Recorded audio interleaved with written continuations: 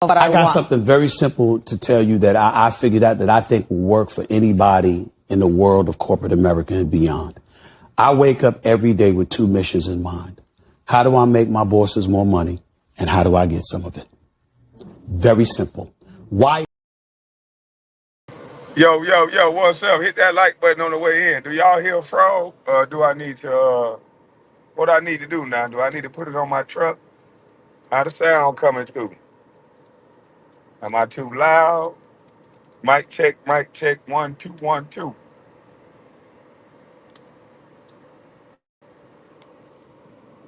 Yeah, what the sound I'm listening to? What we looking like? What we looking like? How y'all doing, beautiful people? I'm about to smoke me some more Swagger Dash.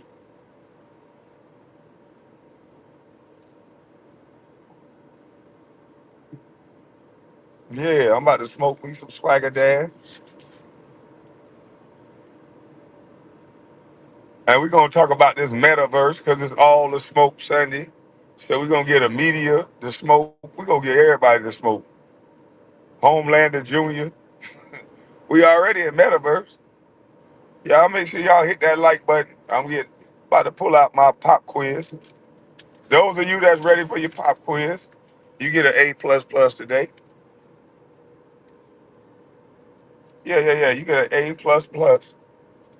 And this is all the smoke Sunday, so the link will be dropped. Uh, but please refrain from so much cursing. We don't want the other side to just flag us for anything we say. You know what I mean?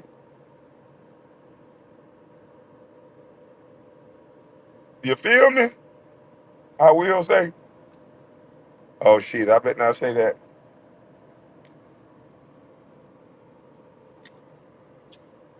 While that other side talk about baby oil and weirdo stuff all day and be infatuated with weirdo stuff, we gonna go have some fun over here. But check this out, guys. This is what I got for y'all. Hold on, check this out. He talking about no KB, I don't fall. But check this out, what I got for y'all. Let me do this. Let me do this. I got a video for y'all, Jack.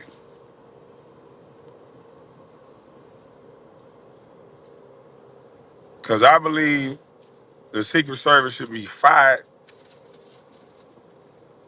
just because of this picture right here. You had an active shooter adjacent from the president on top of a building. I think the Secret Service and the media, this was a cover up. They tried to make Americans fight each other. So I'm calling out all the media and the rhetoric that they've been using, calling this man the danger and the most threat to democracy. They had everybody saying this, and they come up with movies that look like it. Now we got little crazy 20-year-olds on the roof trying to kill the president. And what's crazy is that if a measly old 20-year-old can get on the roof 200 yards from the president, what do you think can happen with a motherfucker who can actually shoot? Get off 5 shots from 200 yards. I ain't the best, but if you give me 5 shots from 200 yards, I'm probably going to hit you about 3 times. So whoever allowed all of the Secret Service need to be investigated. Anybody with a low level sense of security knows that you don't allow access to the damn roof adjacent from the president. I don't even want a solar panel on the roof. Take all the solar panels down. It might reflect off the light and blind me. Take them down. We'll put them back up when the former president leaves. That's how you protect the president. Matter of fact, put me a couple cops up there on that roof right there, so we can make sure ain't nobody on the roof, and then have about 3 or 4 beat cops walking through the windows, and on each floor, I want the windows that's most likely that you can hit the president from. I want somebody in those windows. Yeah, I want somebody in these windows. If this building is gonna be here, I want a heavy focus of Secret Service in this building, on top of it, in it, out front of it, and anything move inside. We got a satellite drone footage that we gonna look through the infrared and see if something in it. Cause this building is a close threat. I gotta put infrared on this building. Anything in this building gonna die. Even if we gotta level the damn building, anything in this building after he get on this stage is gonna die. I'm talking about pronto. That's how you supposed to do that. But how you get 200 yards from the president with a rifle on the roof, and you telling me nobody do nothing about that? Shit. I'm telling you, Trump need to be walking around that bitch like Nene Brown. Don't nobody know that. Me tell me don't nobody know that? Come here. Look at this, man. Vivek Ramaswamy to give us his perspective on what he thinks. Vivek, it's great to have you on the show. It's a horrifying day for the United States of America. I want your thoughts. When you first heard about this, what went through your mind? What's going through your mind now? What's going through my mind now, first of all, is we heard the story of that person, an innocent, enthusiastic rally goer who was shot and killed. First, our heart goes out to them and our condolences goes out to that family. But I should say this, Trace, is that I personally believe that God intervened today, not just on behalf of President Trump, but on behalf of our country. If you think about this, 1 centimeter's distance in the path of a bullet was the future of not only Donald Trump's life, but I think the life of the United States of America. Imagine what we would be talking about today were it not for a hair's length difference in the path of a bullet. And I think that that's frightening. And I think that this is a moment for us all to step back. I don't care if you're Republican or Democrat, voting for Biden, voting for Trump, it doesn't matter. This is a moment where if one positive thing comes out of this otherwise near tragedy, let it be this, that first of all, we saw a president, a commander-in-chief, who in his most vulnerable moment, you saw it unvarnished. He stood up, he took the fire, he took the hit, and still stood up for the people who he stepped up to represent.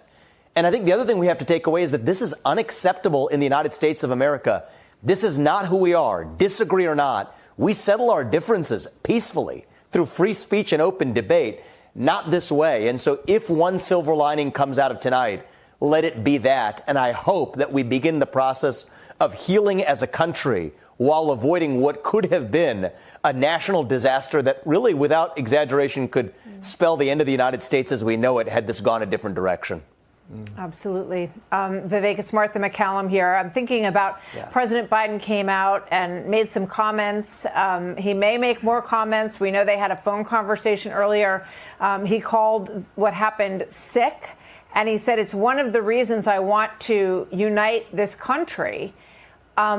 We've had a lot of vitriol, and I don't think it's, the politics, there's going to be a lot of politics starting this week. But, what do you think the impact is as you look at where the country is right now? And given the fact that the last couple of weeks have been all about concerns that we see in polling over President Biden's ability to serve and his fitness. Yeah. Well, look, I'll give you a couple of tidbits that I've experienced even in the last few hours. I've had CEOs across the country from different corridors that would have been previously afraid to state their support for Donald Trump, or maybe even personally tepid about it, now coming in and asking, how can I help? I'm all in. These are exactly words of people who have contacted me alone in the last several hours, and I'm sure that's true of people across the country. The reality is I don't want to make this political tonight. This is not the moment for that. I will say that President Biden, who ran on the platform of uniting the country, had an opportunity even tonight to really rise to the occasion in a way that he fell short. I don't say this is criticizing him as a Democrat, but somebody who was rooting for a president to rise to the occasion immediately and not only offer the usual ritual incantation, the ritual condemnation of political violence. Yeah, we got that. But a deeper, heartfelt sense to say that, you know what, this is a man who I'm running against, but it is wrong that this should happen to anybody. And this is not who we are as Americans. And if I, as a U.S. president, have failed to create this environment in this country, then I will own that because the buck stops with me as the commander in chief. I don't think we saw that kind of message come from President Biden tonight. And for all of the discussions about how he came short up after the debate, I do think that even tonight was a moment for a man who ran on the platform of uniting the country to have fallen short in the way that he did. But this is less about criticizing President Biden and more asking the question of how we as Americans are able to say we're moving on. We're turning a page on a chapter of our history where we see our political opponents as our enemies. Let tonight mark the end of that. And if so, something positive, as you could imagine, at least something small positive that came out of this tonight, let it be that. Vivek, you talk about rising to the occasion. I want to go back to what you were saying earlier there, which was the response of the former president after moments after he had been shot. And he got up and he said, you know, I need my shoes. And then he stopped and he fist pumped a couple of times and he said, fight, yes. fight. And the response was USA, USA, because that's the natural response. At all of his rallies, he talks about fighting. It's been a theme. And the theme is they're coming for you, but I'm in the way. So you got to keep fighting. What do you think about that response and that having the wherewithal to do that? Well, look, I think those images we saw, our kids and our grandkids are going to be viewing that image in their history books. That was American history tonight and for the better. It was like the images of George Washington crossing the Delaware with the flag in the background. That's what we saw tonight. And it was one of those moments. Our founding fathers, they risked not only their fortunes, but their lives for this country. And I think this is one of those moments where we have a leader who has made a sacrifice. I'm personally grateful now more than ever for the sacrifices that President Trump has made. And I'm grateful that God. And look what happened to our country. Probably 20 million people. And you know, that's a little bit old, that chart. That chart's a couple of months old. And if you want to really see something that said, take a look at what happened. Wow.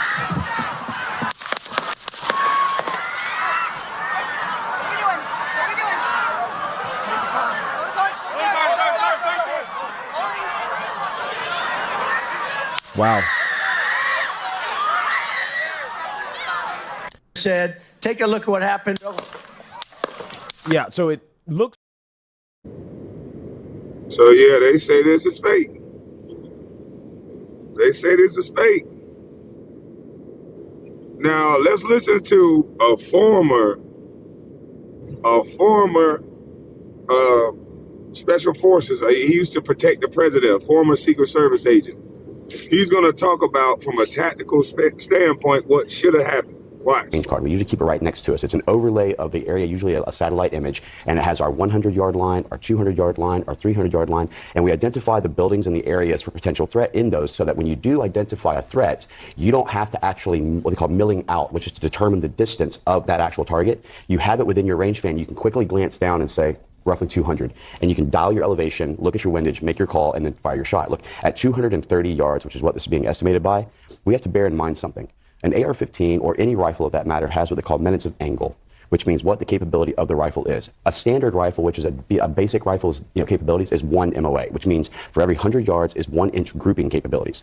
You're talking about that at 230 yards, the average shooter could actually point at a target, fire 5 to 6 rounds, and somewhere within that group would be about a 2.3-inch grouping at 230 yards. The average life-size man target is a 20 by 40, 20 shoulder to shoulder, 40 waist to head. President Trump obviously is a much larger guy. He's a much taller guy. So it is by miracle and divine intervention that he is not killed today. And so there was a failure in the breach of security. I will identify that immediately. I will tell you that we always take the high ground for your overwatch positions. You always look at what the ability is to see the crowd so that you can mitigate threats at an elevated position. And one of the areas why you look at high angle fire shooting is also the direction and trajectory of the bullet itself. It's not like shooting at a flat trajectory where you have over penetration and can get other individuals. This is going to eventually just hit into the ground. So the oversight on this is that you're talking about 230 yards, which is nothing for a shot, adjacent to the stage of the president.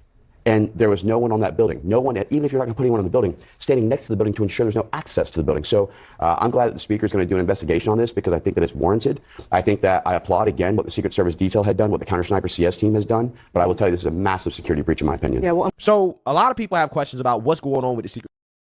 A massive security breach, in their opinion. A massive security breach.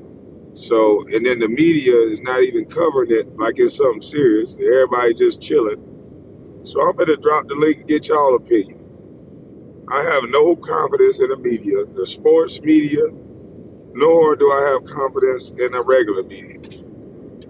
It's all about who we like. So we're going to cover the story in different ways based on the person it is. It's all about who we like.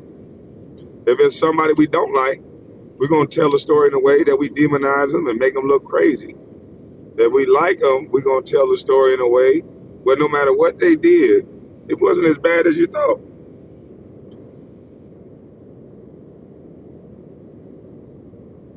So the link is in the chat. Hit the link.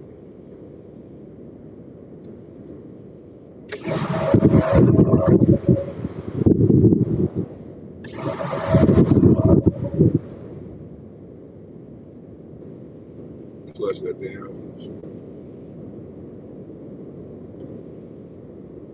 They're going to start using the immigrants to take us down. Boy, look at here. That'll be a crazy plan. Use the migrants.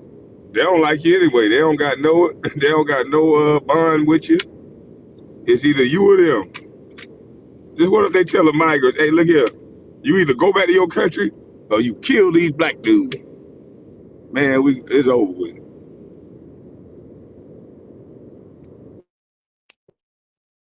What's up?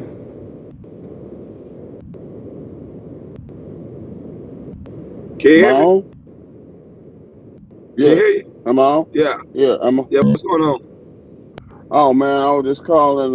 Thanks for having me on, by the way. Thanks, Kwame. It's weird that if they're gonna go through that much to try to do that to that man, that's gotta tell you that that man must be on to something. He must be doing something right. And it's terrible that our people, anybody, the American people, can't see. Like, damn, well, I think the majority of people see it, but this is like takes the cover off everything. Everybody should be able to see it. This is like without a doubt. Because you trying to kill this man, that says everything. Go ahead, bro. What's up, man? Yeah, I do think that's crazy that they're doing all this to one person. Hey, bro, I just wanted to say, man, this is typical of history because anytime you have somebody who doesn't just go along to get along, you're going to try to do their best to silence them. And bro, I don't think any assassins are coming after you, but I know that trolls have definitely been sent to silence what you've been saying and promoting Black independent thought. They did that to Ice Cube as well. So there are desperate people out there. I want to find out more about why somebody in their 20s or 20-year-old apparently doesn't have any social media, doesn't have any trace of a manifesto or what they are, he just woke up and said he wanted to try to kill the former president. So that's what I want to pay attention to. And I want to see, like, are they saying this kid just came out of nowhere? I don't believe that. I do want to say salute to the Secret Service agents who did duck and cover former President Trump. But if there's any group that would be culpable of doing something corrupt as hell, wouldn't it be the FBI? Don't us Black folks know better? Why are we now protecting and defending an agency that historically has done stuff like this? So that's what I got for it. May I chime in? Yeah, go for it. And I'm also thinking, just like you said about that young man, has no trace of social media or nothing like that. Okay, this is dangerous, but he was probably recruited, man. You know what I'm saying? He was recruited. He's a civilian. You know what I'm saying? But they found the right nut job, and he was expendable either way. But he wasn't connected. You know what I'm saying? Like they needed, like he would be, like somebody inside would be. But you find somebody out there, they're out there, you know what I'm saying? And they got a list of them. So they went to them, they approached them more than likely, and succeed or fail, he was done anyway.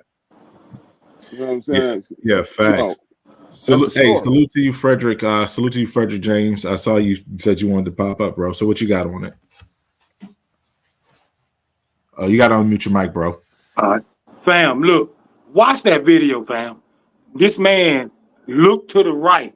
Go back to the speech now when he talking, right? He looked to the right. Secret Service already on their way, right? So, okay, fam. Sounds good that somebody shot at him. Pay attention to the people that's behind him. Them folks do not react. They react to Trump. I'm going to tell you something. When do white people, they know gunshots, fam. They go to gun ranges, fam. They know gunshots. Them folks didn't react until he reacted. And then you see a man in a black shirt just sitting there, just standing there. You ain't going to duck for no bullets. It's a live shooter out there. Pay attention to these folks, man. Straight up fake. That's fake, man. Pay attention to them folks, man. So the person who died is fake too? That died? Fam, you know how they do it. They do whatever they do. Pay attention to this right here. The shooter who got killed was fake too? Yeah, you saw the shooter get killed? Yeah. No, but okay, they told you. Got killed. Hold on. This what Trump words will say. Glass from the damn prompter hit his ear, right? Did you watch the video? Did you see any prompter get shot? You saw you use guns like I use guns. Do you use guns like I use guns? Bam! If you shoot, you're gonna see the ricochet. But bro, clearly you're a little bit biased. I can tell by the tone of your voice and the way that you approach. I don't fuck with Obama or none of that shit, fam. I don't fuck with none of that. You're not even. I just saw that video. You're not even having a conversation about it. Okay, you just fam. Yelling. You going crazy? Why are you so aggressive about your opinion? No, fam. I got a deep voice. I'm from the South. That ain't got nothing to do with a deep voice. Okay, well, understand this right here. Well, come on. How can I talk more calmly? Did you understand? I'm just saying, just slow down. Just slow down a little bit. Let's have a conversation around what you're saying. Let's have a conversation around what you're saying. All right. Okay. So there's a dead shooter. There's a dead person at the rally, and Trump and the Secret Service did all that for what? What would be the reason? I'm gonna throw a number at you right here. Okay, the Secret Service protect the president, right? They work. Their thing is to stay in front of him, right? Did you not see that man get up and put a fist up? They're gonna make sure he stay down. You know that. Anybody with a brain know that. We already questioned that. Okay, why they let him stand up? Why they let him stand up with the blood coming from his ear? Like I say, he looked to the right. He looked to the same shot where the shot came, fam. If you go watch that video and pull back on the video, you're gonna see the Secret Service coming already. They already was coming. Well, yeah, but if you look at the video, the Secret Service came after the shot was fired. No, fam. So pull back on the video. Pull back on the video. You will see them coming. So you think it's fake? You think it's fake for fake. What reason though? Fam, why would they do it? How Biden is senile, they know he threw this the kill shot. Trump is Jesus to these folks. You ever seen their videos? Trump is Jesus to these folks, man. He the second coming. Tell me I'm lying. Tell me I'm lying. You haven't seen those videos? I don't think it would be smart to try to kill the second coming of Jesus. Yes, it will. Yes, it will, because they stole the election from the first time. You think they stole the election? You know they stole the damn election. I don't know nothing. I'm listening to you. Well, fam, come on, fam.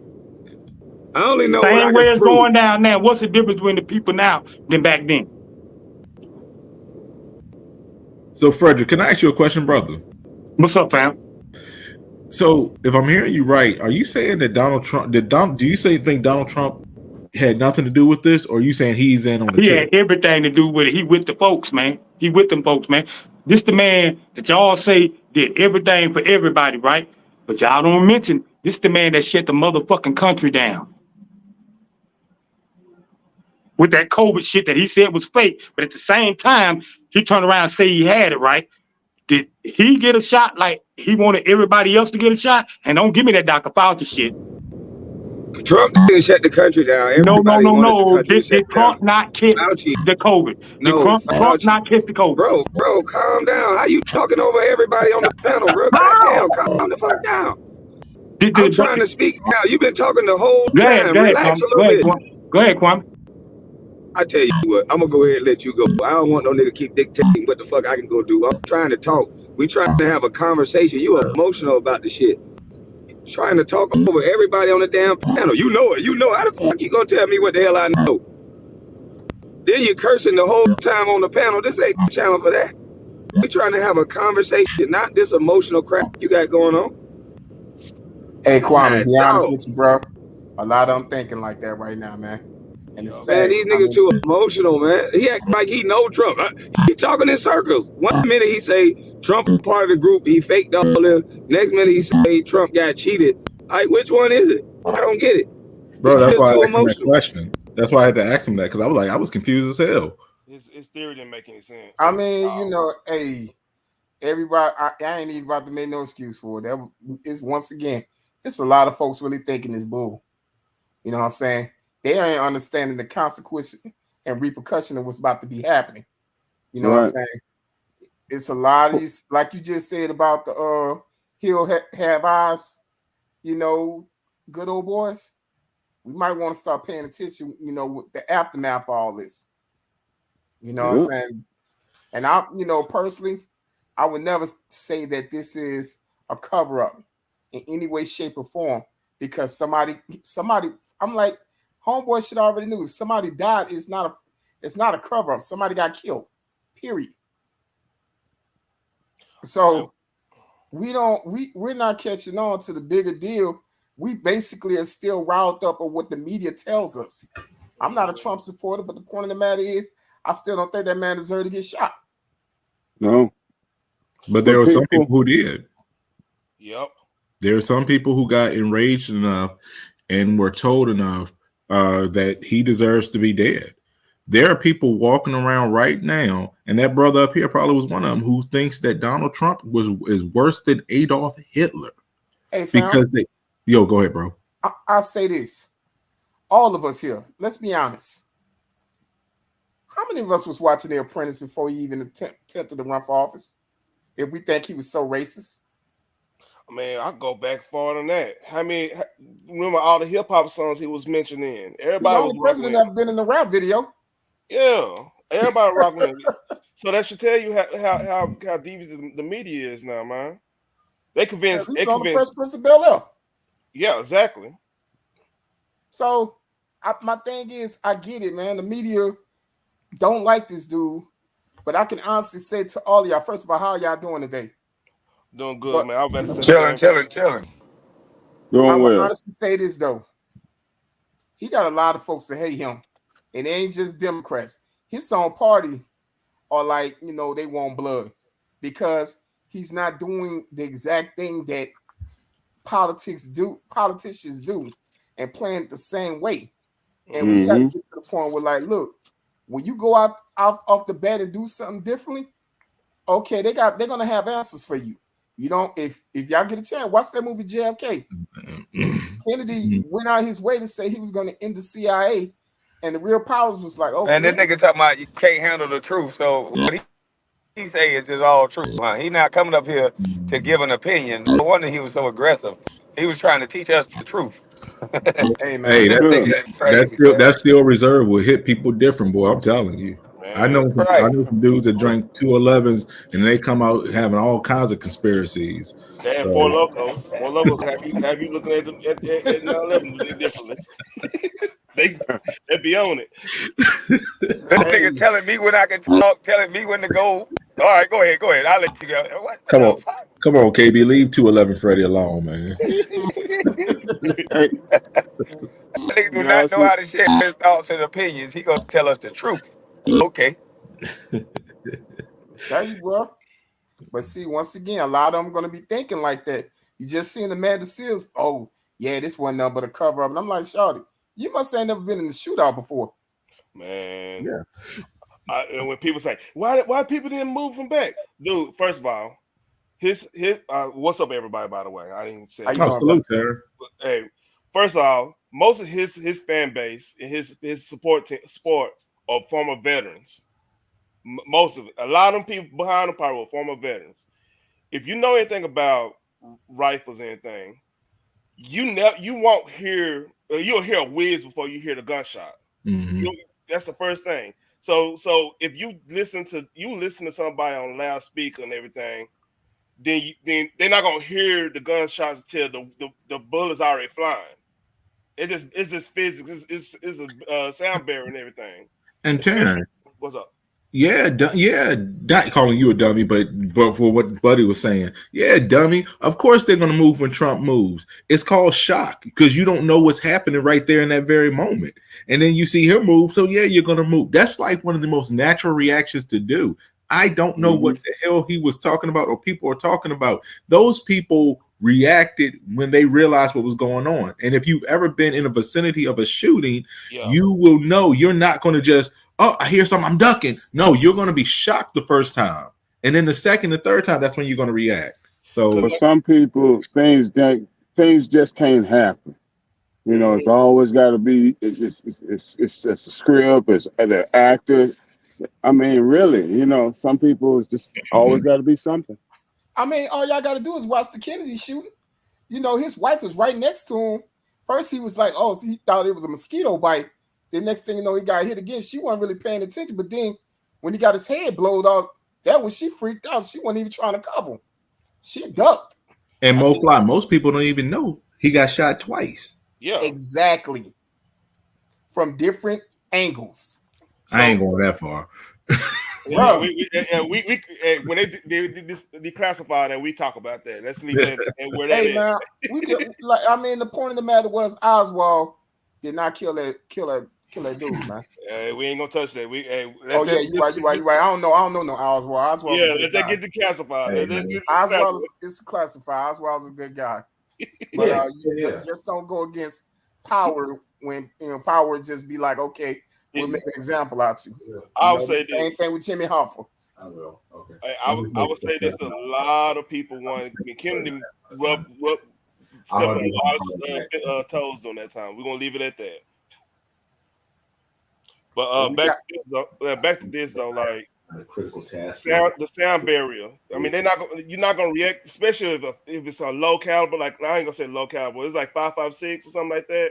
If that person doesn't have like a 20-inch barrel or something crazy like that, the wind gonna kick. The velocity's not gonna be there.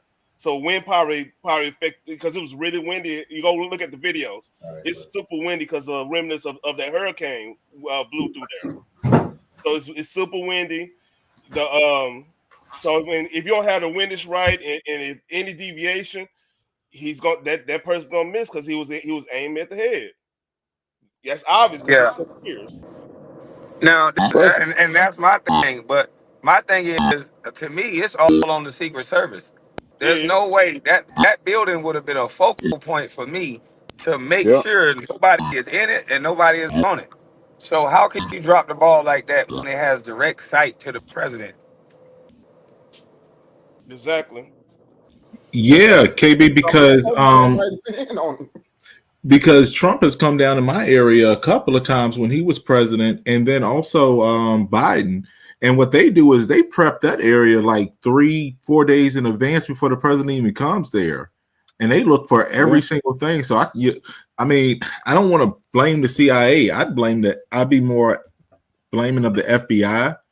And it's amazing that some of our people who believe that Malcolm X was killed by the FBI, believe Martin Luther King Jr. was killed by the FBI, believe that the CIA helped plant drugs in the black community, all of a sudden now don't believe that neither one of these organizations could be corrupt as hell to do something like this. Make it make sense. The man who murdered Malcolm X 2 years ago, before he died, finally came out and said he was an undercover FBI agent, and he was one of his security team. Yeah, they did. And I think the FBI and the CIA knew this all the time, but they wanted to put it on Farrakhan and that nation. So nobody gave him an apology or anything, or gave his family any type of reparation. But it basically kind of like we're gonna just tell the story the way we want to tell it. That's why I can't really get into the media like that no more. Yeah, it's just crazy that they just, like I said, now all of a sudden these two agencies are the most trusted, noteworthy agencies that we shouldn't have any problems with. Come on now, seriously. Hey, and for anybody to say this is fake, I don't think anybody understand how hard it is to clip somebody's ear with a rifle from any range. That's hard. I mean, you can't even do. I wouldn't. I wouldn't think a pistol you could do that with a pistol. It fit like real close, like real close you can, but like within like 20 yards you couldn't do that. So I mean, it's too many hoops and variables you got to draw to make people think this is fake. It just doesn't make sense. The main thing I'm afraid for, though, I just hope these fools don't think that, end up trying to create a civil war for this, because it can't go down.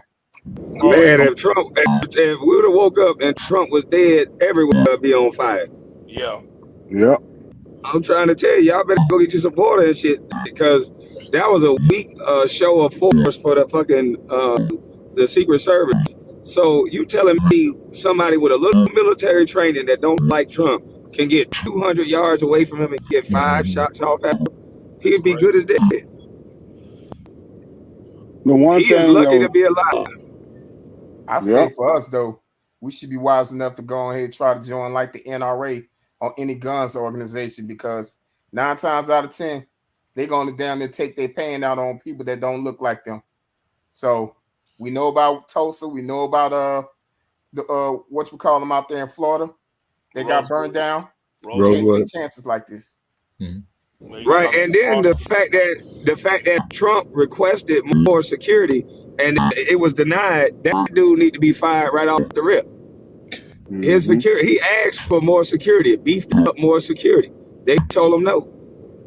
So KB, what's crazy about that is initially they came out and the media was saying that no, that wasn't true, and then the Secret Service people said, oh no, that wasn't true, and then it comes out that that was factually true.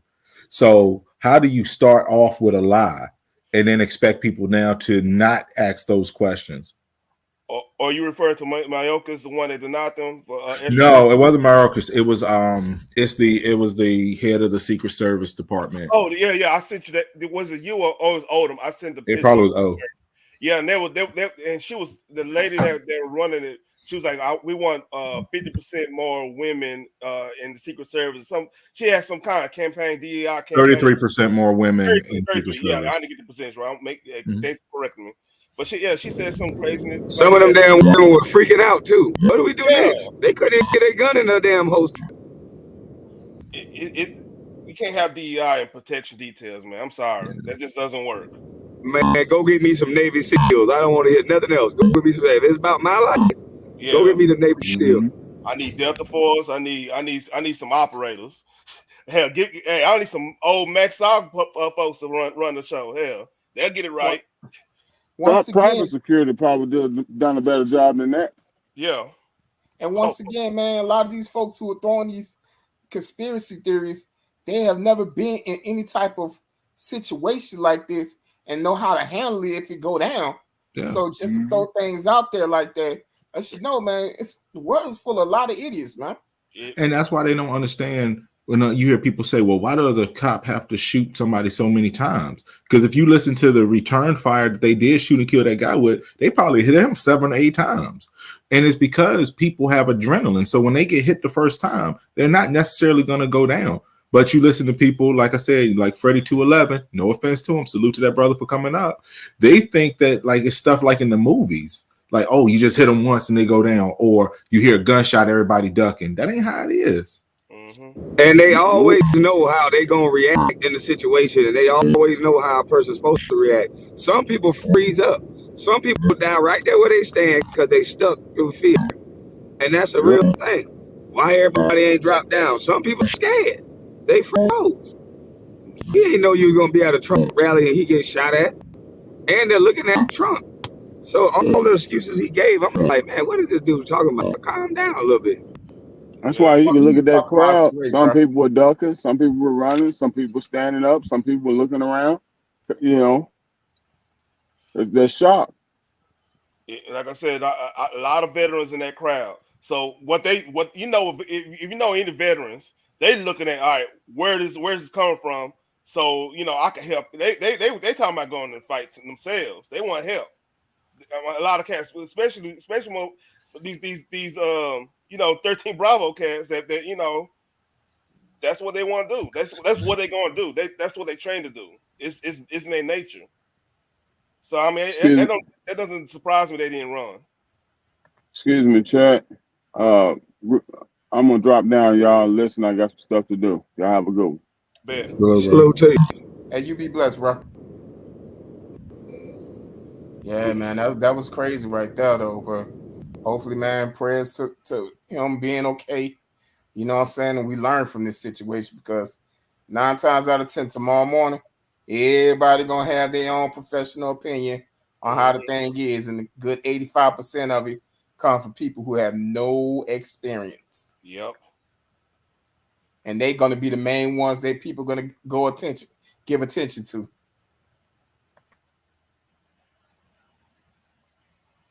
Salute, Chris. What's up? Well, Chris. I'm good. Man, What's up, LeBron James? I mean, Christopher. What's up? Oh my, you got jokes for me. Jeez. Man, y'all thought this election cycle was nutty. Shit just got crazy. I just wonder what the hell a damn 20-year-old so pissed off about. You had to try to shoot a damn president. Some people just that's a good question. Must know, like, I'm like, I was in college. I was a sophomore in college at 20, man. Hey, Christopher, if you hear it, if you're told enough times that somebody is the devil and evil and hateful and hates everybody and is don't forget the biggest threat to democracy. I was going to just say that is an existential threat to democracy. No, KB, you're right. You are going to feel with enough rage that you think that you have to be the person to take him out or to do it. And they're trying to say, well, he was a registered Republican. Number one, that means nothing. But number two, I'm looking at this kid, and I don't want to stereotype him, but every classification of what, I got to be politically correct on this, but what's wrong with a lot of... I can do it for you, Mel. He's all right, a little JP, go ahead and do it for He's a little horny white little nerd that ain't get no booty because he wasn't no player. He looked like a little incel introvert, little game and pump. And he was watching movies all day. He got inspired. He ain't really had nothing to do. He ain't really had no love of a woman. Classic little dweeb that did what he did. I go on mute. Mm-hmm. And they said he was bullied, and somebody already came out and said he was bullied in high school. But you know hit the gym. A lot of things. That's the smartest thing you ever said for the last 2 days. Right there, what you just said. If you was bullied, hit the gym. Amen. I'm with you on that. Go ahead, man. My bad. Yeah, go take some boxing classes. And if he was getting some girls, he wouldn't be thinking about killing no president. Mm-hmm. You know, a dangerous thing that a lot of people don't catch on to, on how a lot of these serial killers go down, is that when a mass shooting go down, the media just go out there and just exploit the hell out of it to the point where it's all over the news. And 9 times out of 10, you're going to see the next serial killer constantly watching this on the news and be like, hey, like you just say, he's a loser. Okay, maybe I could make a name for myself by shooting somebody up.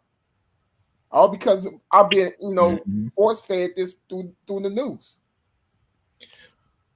And all I know is this: if Donald Trump was blamed for the Charlottesville incident, then could be blamed for this. Yep. Unless that makes no sense. Hey, remember that thing he was talking about, the MAGA Republicans, and it had a little SIF thing going on with the red and black stuff going on. Shout out to O Speaks for showing that video and pulling that up. Yeah, shout out to that brother. I can't put it all on Trump with the Charlottesville. He said take back the country. He didn't say necessarily break the damn law. He didn't say that shit. Man, they asked us how to do that. No, brother. What I'm saying is, people, and when any tragedy happened, he was the blamed for it. But we saw Steve Scalise, the House Minority Leader, get shot up over politics. We saw Rand Paul. Mitch McConnell damn near get assaulted. We've seen. Go ahead. Rand Paul got assaulted. Both Rand Paul got assaulted. So we've seen all of these incidents that have happened. And so if you say Donald Trump is the reason for Charlottesville, then we got to say this rhetoric of calling him an existential threat to democracy has to be a contributor to what just happened. Okay. I think you're absolutely right, because my thing is this: if all of those people are getting shot in politics, it got to be the rhetoric and how they're phrasing these people. They don't even discuss these people policy or nothing. It's all personal attacks now. So a lot of these kids can be indoctrinated and think they're doing the right thing. I mean, shit. Another thing that's so crazy, they're going out their way to say that he was a worse president than George Bush Jr. That's when I knew the Matrix was in. But it was like Bill Maher even said that. And I'm like, bro, you do forget that Bush was in charge of the World Trade Center situation. And they won it. And Katrina. I'm like, Trump ain't did none of that when he was in office. But they called him an existential threat. I can't even spell existential. God damn, why they use the big word? Accidental. That's a tears word, accidental. That's a spelling bee word. A spelling bee word. A spelling word. That's a spelling bee word. Oh, I know they went big on him, boy. Yeah, I ain't never heard of that word to this shit. I'm like, Trump gotta be fucked up. He There's a lot of spelling bee words. Yeah, well, like if people feel that bad about Trump, take your ass to the polls in November, vote against him. It's not that hard. Get your homies and say, we got to vote against Trump. We got to get him out of here. That's how you do it, especially when he lost in 2020. Take your ass back to the polls and vote against him. But I'm not trying to kill him, man. To be real with y'all, are already cynical of how this political party is going down. Average black folks are getting tired of the two side of evil situation. That's why we looking at one person that's too old to be in office. And then, I mean, like I say, Trump ain't a good guy neither. But it's just like, okay, I'm not about to be going out here trying to vote on two sides of evil. Because we do it all the time and we don't get nothing out of it. Got to get equity out of your vote. You know, you got to get something for it. You got to, and you get equity by comparing the two sides. It's like going to Target or Walmart. Which one is going to give you the better deal on the chicken? So but we are always going to the same place regardless.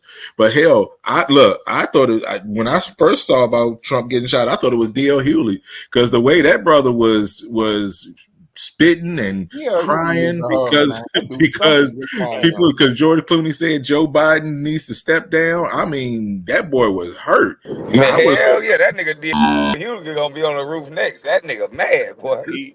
Jesus Christ. But if y'all don't notice, I'm starting to know. I'm starting to see a theme, a pattern. They always say the Republican Party is going to do this, do that. They always fearmonger about what they can do. But what it seems like to me is the left is way more violent when they don't get their way. They project. They're calling this kid a Republican, but if he's a real Republican, you're not trying to shoot Donald Trump in the head. And another thing, Kwame, we don't really pay attention, but something I'm starting to catch on. A lot of progressives are more racist, just like a conservative is. Man, did I tell you that? They want to tell you what to do and how to do it. Hey, you want to hear some racist stuff? You start talking about getting the A word, getting the PP clinic out our neighborhoods and see what they say. Mm-hmm. You gonna ask them that? Say, hey, man, I don't know. Hey, I told you I was at a Juneteenth event and Planned Parenthood was there. I said, what the hell are they doing here at a Juneteenth event to celebrate blackness? Mel, I'm gonna be somebody honest talking? My sound going out. I'm gonna be honest with you, bro. I love Juneteenth and I'm happy it's going down, but I really don't feel it no more because it got so commercialized and every other movement has gotten attached to it. And I'm just starting to see just what Malcolm X be talking about when we're trying to have other people come with our movement and they water it down. So, yeah, man, I definitely see what's going on here. And then progressives ain't too keen on strong black alpha males neither. Oh, they hate. They hate. But everybody brother, they hate. Trust me. I'm on because to Kwame's point about the progressives being the more violent ones. I'm gonna throw some history at y'all real quick, and then I'm gonna drop down. So Kennedy was assassinated in 1963. The person that killed Kennedy was a far leftist communist who killed him because Kennedy had problems with Castro. The person who killed Kennedy's brother, Robert Kennedy, was a far leftist because Robert Kennedy supported Israel over Palestine. Gerald Ford was shot at 2 times by 2 women. One of them was by a Charles Manson follower, and the other one was by a radical feminist because she thought, and to this day, that woman still has not apologized for trying to kill Kennedy, trying to kill Ford. Ronald Reagan was shot at in 1981 and damn near died because a guy named John Hinckley wanted to impress Jodie Foster, an actress who wanted to disavow and ostracize and ridicule and shame Reagan. He thought if he killed Reagan, she'd fall in love with him. So this is the perils of history that has always happened. I'm not surprised by this, and I'm not saying progressives are not okay people, but when we have a president who calls Antifa a terrorist organization, an idea and not a terrorist organization, that's a problem. Yeah, I can agree with you on that. So hey, brother, dude that tried to kill Reagan was a simp. Salute to y'all guys. I gotta head out too, man. Y'all be blessed, bro. All right, Mom. So in other words, old dude who tried to kill Reagan was a simp. Pretty much. That's a damn shame. Hey, but like you got to think about it. I mean, people in the far left, they pretty melodramatic on this stuff. Like if you, it's weird that way. But like this whole situation. Anybody, here's how I feel. Like anybody pushing the fake thing, they got you gonna have to make them answer some questions. So don't, and that's why I tell everybody this: you got to ask questions, make them stand on that stuff. You know what I mean? Because like you can't be out here lying. We got to tell the truth on this stuff. You know. They're not gonna tell the truth. No, sir. That's the last thing you're gonna hear is the truth. This is gonna be swept under the rug. This supposed to been dealt with already. They should identify everything about this guy. They should have his Twitter, his phone calls, and whoever else. The Secret Service should be investigated. How did you mess up with this whole letting people on this building? Everybody need to be investigated. It should be done already. This is supposed to be the most powerful nation. The guy said, look, we already have satellite images of 200-yard range, 300-yard range, 400-yard range. So where was their satellite images? Who dropped the ball? There was a thread by a former Secret Service member on X and stuff, and he was describing like the umbrellas and how it works, like in generalities, because of course he didn't want to give up nothing like the Secret Service actually does. But he was saying like in some tier, they call it tiers, like a certain part of tier is supposed to be relying on the police officer. So right now it's a lot of passing the buck going on now too, because this is a bad event. So I don't know, man. Somebody gonna get fired. They gotta get fired for this. Oh yeah, that's too much of a close call. That was more than a close call. That had to been divine intervention. Boy, he turned at the perfect time. And had his face would have been straight, that bullet would have probably went in his ear. He turned to the right where the guy was, and it just grazed his ear. Mm-hmm. Yep. He's about to get right back out the campaign trail. He's on the golf course right now. I give him man credit. See, he like this ain't my stuff. Oh, I mean, pretty much he don't even have to. Honestly, got truth. From now on, just if you're gonna be outside, get football stadiums. You're gonna fill it up now. Get football stadiums. Oh yeah, he can fill up the football stadium. Most college football stadiums, most NFL football stadiums. Nothing in the city, of course. You don't want nothing in the city because that's dynamics you can't control. But they literally got their own police staff and everything, and the owners will make sure the security right because it benefits them for having Trump there. That's money. He does. I mean, he doesn't have to go do these because like he was going to small town because he wanted to appeal to small town, the veterans there and everything. Generate that love and everything. But now, right now, you don't have to do that. Get every college football stadium every. Because I mean, and plus the college football, more likely the governors run that if it's a state school anyway. So the governor's gonna be on top of that with the with the security and stuff. He don't have to do the small towns anymore. Yeah, I'm sure if he come to Texas, he can go over to UT, and the governor of Texas is gonna make sure he take care of. Yeah, so he come to Dallas. The Cotton Bowl, AT&T Stadium. I mean, Jerry Jones, make sure. Oh, yeah, he already did. He up Jerry World. They might fill up at damn the 200,000 in that place if he came now. But he won the election. I mean, anybody saying this, and the only way, if he got if the bullet would have went to his chest or something like that, okay, they probably have a better argument for it being like staged or something, because he have every president, everybody, every congressman, if they in public settings, they're gonna have a bulletproof vest on. That's like a requirement. So they would have the people who call these conspiracy theorists, they would have a way better argument for that compared to where they actually was aiming at. Ain't no way. I've been went through it. It'd be a big ass shit show. Man. And we're only October, 4 months towards election. It'd be a shit show. And the convention start next week. I mean, like tomorrow. I know people that's up there in the convention, and they scared of hell right now. They don't know what to split. It's in Milwaukee, remember? Mm-hmm. Yeah, the convention.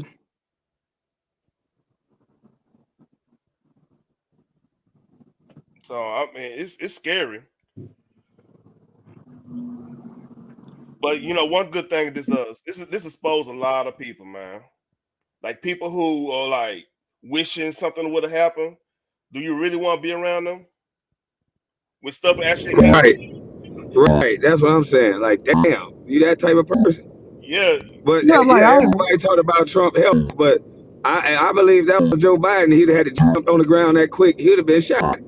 Trump got down pretty quick. Yeah, Joe Biden, he ain't doing no event like that. Not no small. I don't think they're gonna shoot Joe because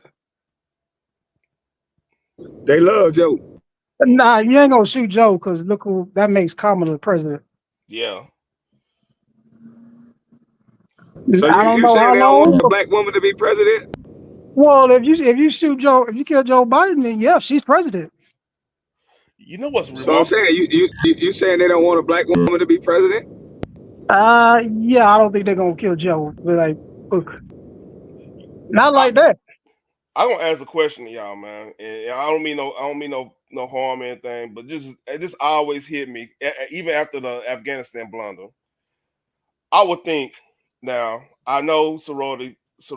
I got family in AKs and everything. I got family in Deltas and everything. Kamala's an AK. I would think I would be hearing the most out of AKs be like, "Hey, we need to have Joe's not right. Put Kamala in." Let me add to that. She's an AK and a prop HBCU alum. Yeah. You don't hear that. Have you noticed that? Oh yeah, Trump. I think they're waiting for 2028 because 2028 is the time for her to run. That gives her plenty of time to be prepared. Oh, how you doing, Miss Spinfire? By the way. Hello, fellas. How y'all doing? Doing all right. Kamala become president is gonna be the biggest celebration. I'm good. You know, now Kwame, you know good and well if Joe wouldn't even know what he had. Joe wouldn't even know what's going on. He'd be like, he'd be lost. He wouldn't even know what he had. You knew he wouldn't hit that ground as fast as Trump did. You would walk straight off that stage. You know what? He'd have walked right towards the gunfire. He probably wouldn't even got hit though, because normally, look at the guy that was behind Trump. He looking like, what the hell? Why everybody ducking? Real talk. That dude, you gotta look at his eyes. He was thinking like a soldier. He was like, where it coming from? I could point him out. He was on that time. That moment. You talking about the one with the dark on? Oh yeah, I know what you're talking about. I'm thinking about The the skin. I'm other talking about dude. the skinny guy that was behind Trump. That everybody ducking. He looking like what y'all ducking for? You ain't Okay. see him? Yeah, I remember him. Yeah. He was like, "What y'all ducking?" That would have been Joe. Him and Joe would have been like, "What's going on with them? What's wrong with them?" They wouldn't have knew nothing. Now we ain't gotta worry about what Obama. Obama hit the ground. He's like, "Ooh." Obama like, "Oh shit!" Hit that ground. The blacks, that black side, black would have popped up. Oh shit! That's outside. That's outside Chicago. I've been in Chicago. Shit. Well, I could tell the Secret Service was kind of fast, but they wasn't as fast as Trump. Trump knew to get his butt down. Like, get your ass down. He knew to get down. That was some fast thinking right Hey, there. we need some brothers on the Secret Service. Get your ass down. You know what But I'm Miss saying? Spitfire, but let me ask you this, Miss Spitfire, why would the Secret Service allow somebody on top of a building with direct access, a line of sight to Trump stage? Okay, That's I'm a trying to great make up question. what you said. You sound like you was in the Matrix. You saying why would the Secret Service allow somebody where like close to the perimeter of where he Yeah. was? Yeah, where he was at was right adjacent from the stage. He was on the line of sight of that rooftop. And for that to be an elevated position, that's the worst possible building for them not to secure. Yeah, you know what? I said the same thing. First of all, what they were saying was that they checked the perimeter of where Trump was, and that was just the security perimeter that they, I guess, scoped and said that was enough, Secret Service, because he don't have the full detail as President Biden right now. You know what I'm saying? They only kind of get half the detail of Secret Service. However, that probably boosted up. But in addition to that, someone told Secret Service that they see a man up there on the roof and that they need to go check it out. Now, what the question is, why is it that the snipers were on the building and they didn't see another guy on a building across the way? That's the question. I have an explanation on that. If you go look at what type of rifle they got in the scope, they were looking far away from there. They wasn't because that wasn't in their umbrella. That part wasn't in their umbrella. That was explained to me. I had that question too, and somebody explained to me that's why if you look when the shots happened, they had to go down because they were looking way out in the atmosphere, not atmosphere, but the environment, like about like 1,000 feet away, yards away from the whole situation. The dude was like within 200 yards. You see how that worked? Yeah, but I'm just saying, even if they look down, even if they were on the elevator level and they're looking down or they looking far out, anything that is out in your scope of view in the air, you should be able to see. Like right. And hey, let me spin fire. Even a Secret Service agent, I played the video. He said they have ranges and they have satellite images for 200 yards, 400 yards, 600 yards, and so forth. And so that guy was in 137 meters. So he was definitely in range. They should have never let nobody get on top of that building. Yeah, that's not a lot of because if I was a sniper, right, and I'm on top of the building, I got the elevator height, advantage, right? The elevator advantage. The point I'm making is not only am I going to look out far, but I'm looking at every rooftop. That would be my first thing to do. Every rooftop and every high window. Yeah, I mean, and that's where a lot of questions gonna have to be answered because, like, who was in charge of because that was in another like bracket of protection because they got like 3 brackets, and that's what it was explained to me. Like, those snipers was looking farther than 200, so that's why they pop because and then how the roof was. The roof was like a barn roof where it's kind of slanted. So if you looking past there and the dude don't show up until he's ready to do something, that's how you got to disconnect. I'm saying somebody dropped the ball because from a tactical standpoint, I don't give a damn how pitched the roof is. Nobody's going on that roof. We're gonna have Secret Service on that roof. We're gonna have a local cop on that roof. If his detail is half of Secret Service, cool. We're gonna put some local cops on the roof and at the base of the building to make sure nobody has access to this building. That's simple. That's a simple fix. I'm with you. I'm definitely with you on that. That's where the answers gotta come from. We gotta know why anybody didn't clear that roof or clear that building. How did that person even get to that point? So it seems like, regardless of any politician, when they in town and they having rallies, it seems like they should clear all the roofs in the vicinity. They like, usually do. like you look, unless, and even if you are operating in a facility and you are a maintenance person, it seems like there should be some detail. Like, okay, we have official here within this so many miles. And if you up there, we need to know who you are if you're going to be up on the roof, so our snipers would know not to do you in or whatever. But you ain't going on no roof while the president at the rally. All work stopping. I'm saying, like, you shouldn't be up on the roof anyway. Nobody and no business. I'm with you. It's like I said, that whoever dropped the ball on that, they need to get fired. They need to get ridiculed. Hey, you probably need to put treason on them. Or some type of charge on them. I don't know, but they definitely, if they don't be fired, they definitely gonna be reprimanded or gone or what you call it, demoted or something like that. They're gonna get up out of there because they're just that don't make no sense. But what didn't make no sense is when someone told them what they saw. The guy said he did not just tell one police officer or Secret Service. He told many of them, and he told them he's seen that guy up there. So the point is, if the regular people, the spectators can point them out and see a guy up there and they're looking, you can just look and like, oh, damn, there's somebody up there. If I go and tell you, I expect you to check it out. At least check it out. Send a cop or something. Mm-hmm. Yeah. And it was explained to me, like, there were situations where SWAT was at the wrong spot. This one was a Secret Service person, and they have a big old thing on Twitter. I need to go find it. I think I'll bookmark it. But like, he was basically explaining, like, miscommunication happened a lot with Secret Service and local law enforcement. That's a scary thing. That, you know what, but even the way that they got him off the stage, right? Now let's just keep it a buck. If I was a sniper, right, and I'm trying to go after him, and I have people working with me. So what if I had a sniper over here, over there? You get this angle, that angle, whatever. And whoever get caught, or whoever get done in, because we believe in this cause, right? If I had a person, or if I was working with somebody, I could have still got him. Because the way that they were trying to shelter him, his head was still exposed. Nah, Miss Spitfire, there was a dude that had compound V in his hand, and he put his hand up over his head, so he was covered. Whatever. The lady was too short. The lady was too short, and I was like, why wouldn't they just use an umbrella or something to cover it so nobody could see him? Why would you? He got his arm up and everything else, and he is just fully exposed and on a headshot.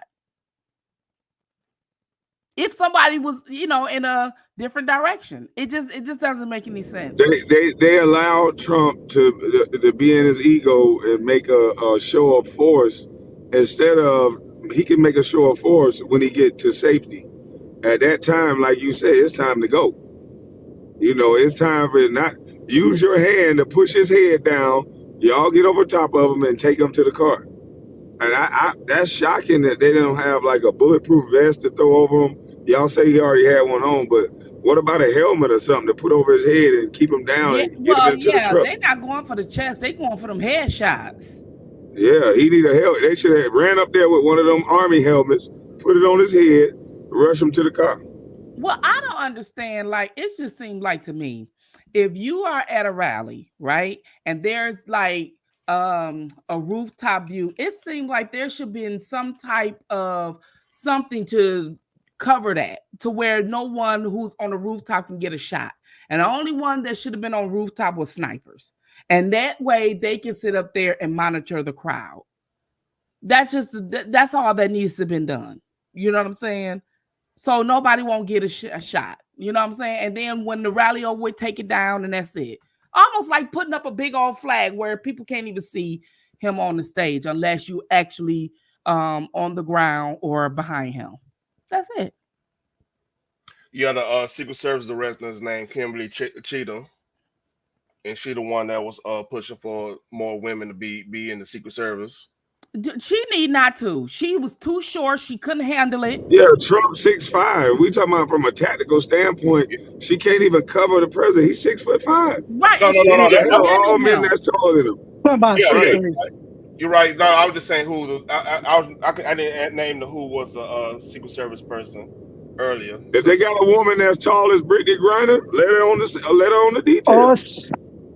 I mean, seriously, like you should be able to have some height. Like it's one of those jobs where, specifications of height requirement is needed because she was short like me. So therefore he had a whole body shot. She couldn't do much. And then she called herself acting like she doing something. She was mostly in the way. She couldn't even put his head in. The other Secret Service guy stuffed Trump head in the motorcade while he was still trying to put his fists up. He was like, get your ass in there. Hey, Spitfire, KB and Chris. Bongino is he going off on that Secret Service director. He going off because like he was a former he served from the Bush Clinton in I want to say Obama. And he breaks it down on his thing. Do y'all believe that the gunman was a Republican? No. Here's another thing. This dispel that. The Pennsylvania primary is a closed primary. So it's a lot of young Democrats or leftists that was encouraged to register as a Republican to deal with being the Republican primary. So that's a tactic they use. I'm saying, yeah, I believe that. I believe they're trying to say that to make it to where people won't think the Democrats had anything to do with it. No, not at all. Not all. What do you mean? Democrats have nothing to do with this. Come on, Chris. They have nothing to do with this, man. Chris. This was just some random ass, loser ass dude. Now, you are responsible for the people who support you. If you are a public official or a celebrity, you know that now. You can't be responsible if some moron wants to do something like that. No.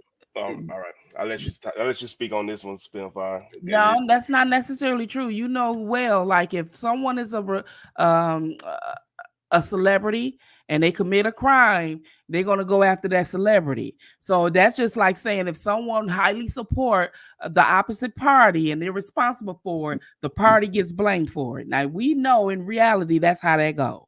What does the Democrats have to gain if they was responsible? The same reason why they had to gain to trumped up those charges, knowing that a vice president is a former DA. That wasn't trumped up charges. Well, how wasn't it? Which charge you talking about? Well, let's start with Stormy. The hush money? Okay. If you go by technicality, that was hush money. Okay. Well, okay, but she ain't charged. Bribery go both ways. If you she paying Trump back. Spitfire. She paying Trump back for lying on him. He counseled her. I'm saying? But you pay her to shut the fuck up.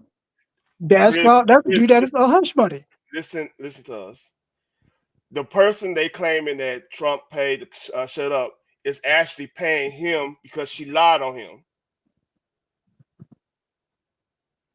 You say who? You talking about Stormy Daniels? Hey, Christopher, you ain't never cheated on none of your people? I've never cheated. So, okay, I've been you're a little cheated better on, than but Trump. never cheated. Cheated on, but never cheated. But what basically, here's the thing. Okay, it's just normal, man. That's just some normal shit. It shouldn't have been no charges for that. Here's the thing. Well, see what I think. Hold on, let me finish it. Okay. Now, my view, I think, is a waste of time because even when he's convicted, I'm like, okay, what's going to happen? He's going to get house arrest in Mar-a-Lago. That's not. What the hell is he going to get? Probation? But that's not the point. The point is, if I'm going to take a bribe or if I'm giving hush money, usually the person who takes the bribe is the one who gets charged, or the person who offered the bribe. Both of them get charged. He's the only one that got charged with that. Now, let's just keep it real. Let's just keep it real. She's a porn star, right? Correct. What else would he done with her? Ask that question in. That's the point. That's just the whole point. We really mad at a man for trying to keep a thought quiet because he got some booty. That's the point I'm making, KB. That's the point I'm making. What Yeah, else? I think it was a waste of time. Porn star? If you interacted with a porn star, what else are you going to do with her? Take on trips. I'm not taking her to church. I'm not marrying her. What else am I going to do? Oh, damn, they taking her to church. Right? You know what I'm saying? That's on her, just for her own salvation. The point I'm making is, if that's what she does for a living and we are engaging with each other, that's all he would do with her. So the point I'm making is, this country has gotten so far gone from morals that they're allowing thoughts and porn stars and things like that to take the word of a former president. And that's the problem I have, where we used to sit up there, a person that was prestige, you know, they were meant more. But now you got we lost morals a long time ago. That's the point I'm making. Yeah, well, let's not forget we had a president who he was one of my favorite presidents, but let's just tell the truth. Got impeached for have sexual relations. He not have sexual relations with that woman. He lied on the oath. He lied about not having sexual relations. He lied on the oath. He basically said I didn't fuck her. So the point is, people lie, right? People lie, not just presidents, but everyone. People lie, and then people cheat. But we have to weigh in. Is it a crime to sit up there and do that? They did not sit up there and charge her. If you're not going to charge her with bribery, why would you charge him? Yeah, me personally, I think that was a Melania and Donald Trump situation. That's between them. I personally think that too. I don't think that a person's sex life should be in part of it, because if the people voted for them or want them in office, that's just what it is. Like the people now, they want him to be the main candidate to go against Biden. So all of that, going to court and trying to charge him with all this stuff, bribery and all that, defeated the purpose and wasted taxpayers' money. I'm gonna ask you, Chris. I'm gonna ask you this. Let's say you're paying your lawyer a retainer, right? For the deal. You got business. You pushing, moving, shaking, and you got him as a retainer for whatever, to like look over like pages of documents if you have to sign something to make sure everything legal and up to snuff, right? And he go out on his own and give money to somebody that said that they was dealing with you or whatever.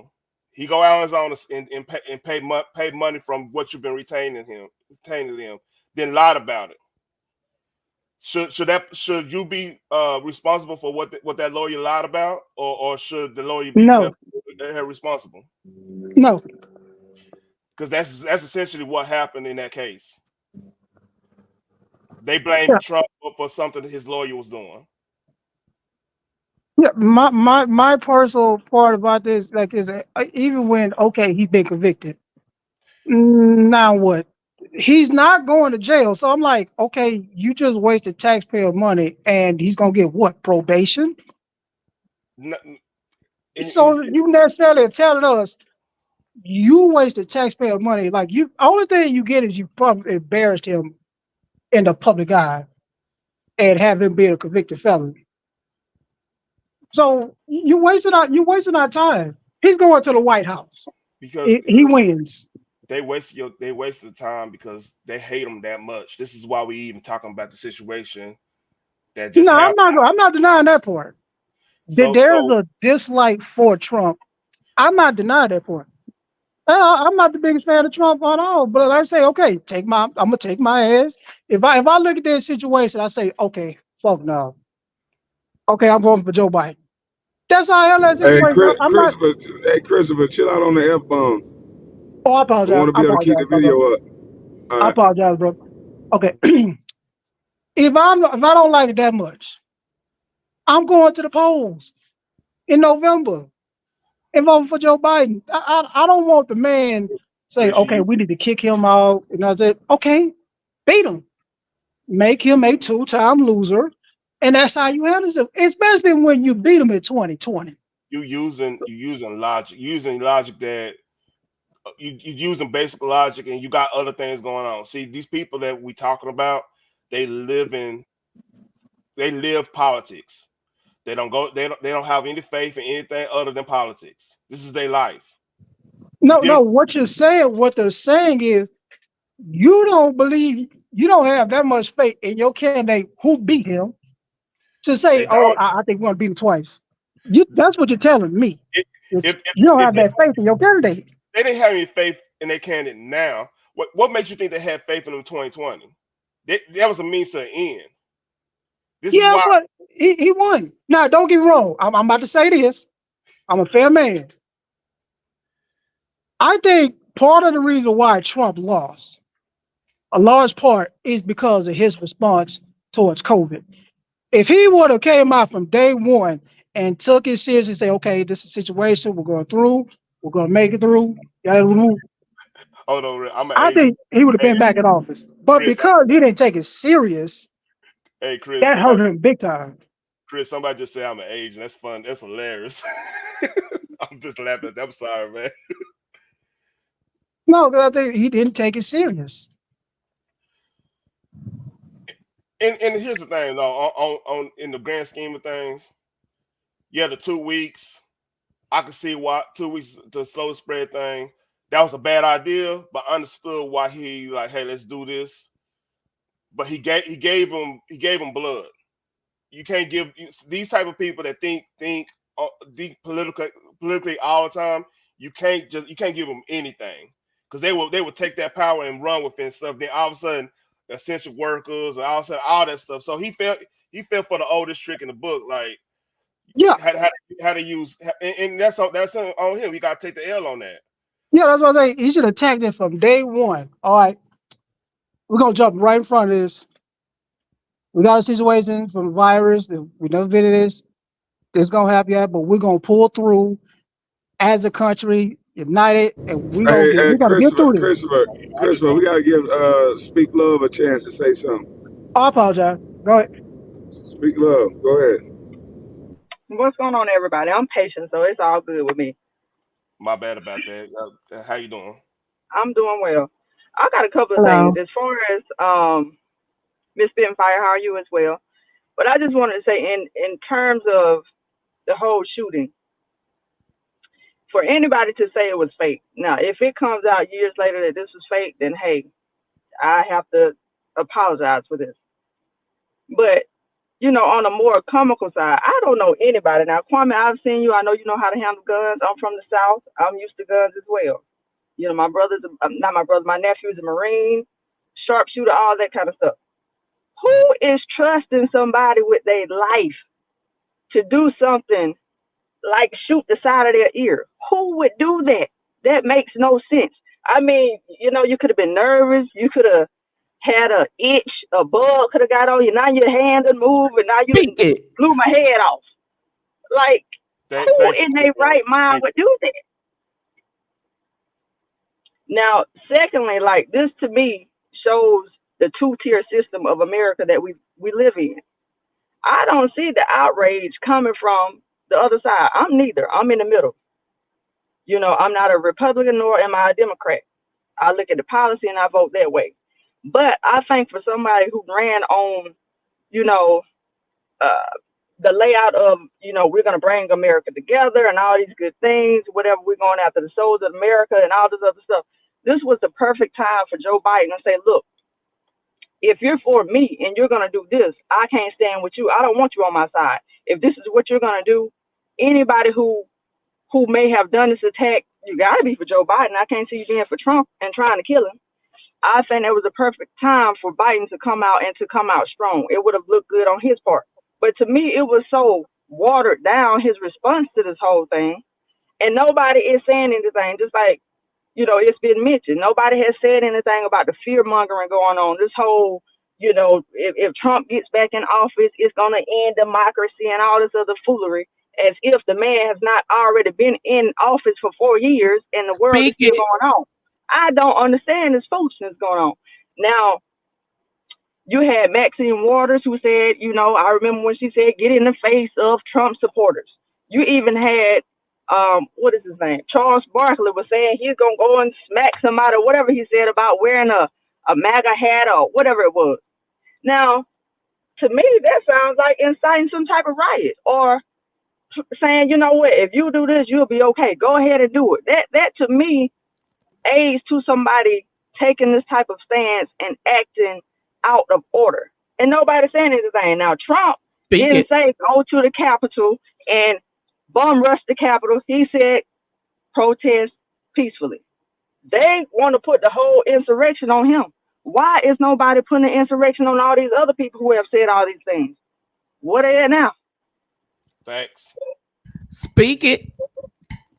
You know, and the whole thing about the trial, this is what I would say about it.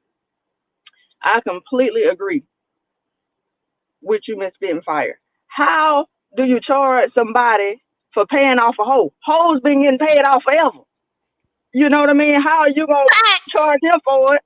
You're going to charge him for it, but they still got a brothel in Vegas where you can go in for free. I mean, you know, go in and pay for whoever you want to pay. I don't understand it. So I'm in the car. I hope y'all can hear everything I'm saying, but the whole thing to me is just crazy.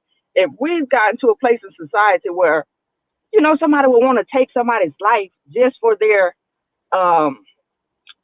opinion, their stance on things, it is crazy that you have to be in fear that somebody could take your life just because you say, well, hey, I am going to vote for this, or I am for this, or Trump could be killed just for being Trump.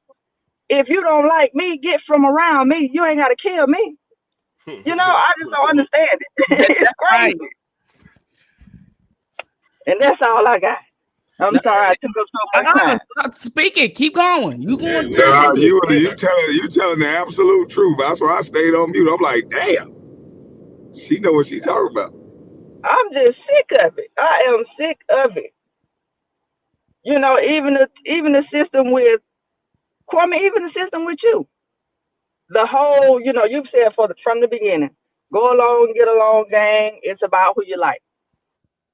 Mm-hmm. This whole, not to get off topic too much, but the whole Bernie situation and how people are responding to him and how people responded to you in the past, it's the same. I can't even say it's the same thing because people gave you harsh critique, a critique that was unwarranted, really. And they're not really saying too many things that are so harsh about Bernie. And I don't think they should, because I don't think it's his fault. They should have, you know, the attack maybe for LeBron, maybe not for Bernie. But what I'm saying is, it is about who you like. You know, everybody thinks like, okay, well, that shouldn't be talked about because, hey, that's LeBron's son. Well, why is Stephen A. not coming out now these days and saying, you know what, that is wrong, how two things can be right at the same time. Maybe it's wrong to be talking about Bernie like this, but also come out and say, you know what, I was wrong back in the day for talking about Kwame like this. I was wrong throughout all these years for talking about all these players in a, you know, disparaging way. So the whole, getting back to the topic, the whole Trump thing, everything. He not gonna ever do that. He not gonna ever do that because, like I told y'all before, it's more about classism. Bronny James and LeBron is in a different class.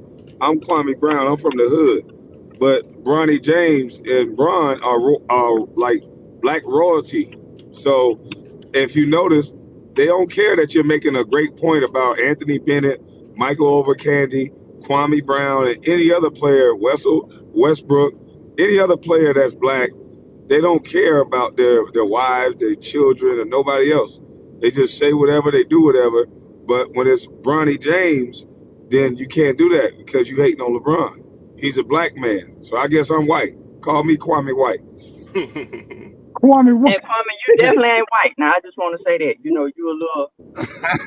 Well, the name is Kwame, so Kwame White, Kwame Cream and shit. Kwame White. Well, excuse my language. I'm sorry. Excuse my language. But yeah, guys, I'm just saying because they got picks. I'm just saying what's the difference? nobody is really saying nothing about Bronny like that. I'm confused on why he don't go out there and do what he wants. 21, 30 shots a game. I mean, he got a guaranteed contract. They're looking at it. He got pressure because his dad name is LeBron. We all been knew his daddy name. We can't change that. That's a fact. That's a constant. So he knew that going in before he signed the contract. And now it's time for you to play basketball. He's in the best possible situation ever. You got a dad on the team that run the NBA. You got a coach that's in your corner and your father's corner, and an organization that committed 4 years to you. What else do you want? And I go on mute. Yeah, I agree. And I mean, that just, not only that, but just getting back to what I was saying about this two-tier thing, it really does go to the fact of we are in a society now that is, if you're not going towards the direction of the popular opinion, people will try to kill you for it. I mean, Trump is a prime example. If a person could be, an attack on a life just because I don't like you or I don't like what you stand for, we have become a weak society. I thought it was words don't hurt. I mean, Well, that's what I thought back in the day. if you look at what colleges have been doing to these kids, they've been indoctrinating them. Ben Shapiro can't go on the campus without somebody going to the principal's office or a guidance counselor to get some medicine, get some water, and lay on the couch and talk about it. And they did away with debate. They did away with opposite opinions so that both people can get a clear understanding and learn from each other. They've done away with that. They want safe spaces.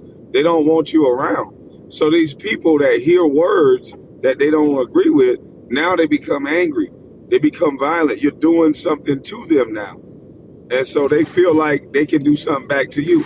So those people that overreact to words, those are some violent little jokers, boy. Those are going to be the people who are blowing up buildings and shooting at people because they can't take a conversation. Exactly. Not only are they going to be, they have already been. It's been school shootings, mass shootings, and things like that going on. Because a kid who is maybe on the outside or whatever. Soft. This Let's been just going say on. what it is. Soft. They Yeah. soft. Let's call it what it is. And don't get me wrong, there is a certain thing as mental health, and I think you should get help, whatever. But even that word, we have allowed words to have more meaning than what they should have. People have taken things so out of context. Now that's what they, prescribe therapy. Oh, that's mental health. No, you might be crazy, but not in that way. Like,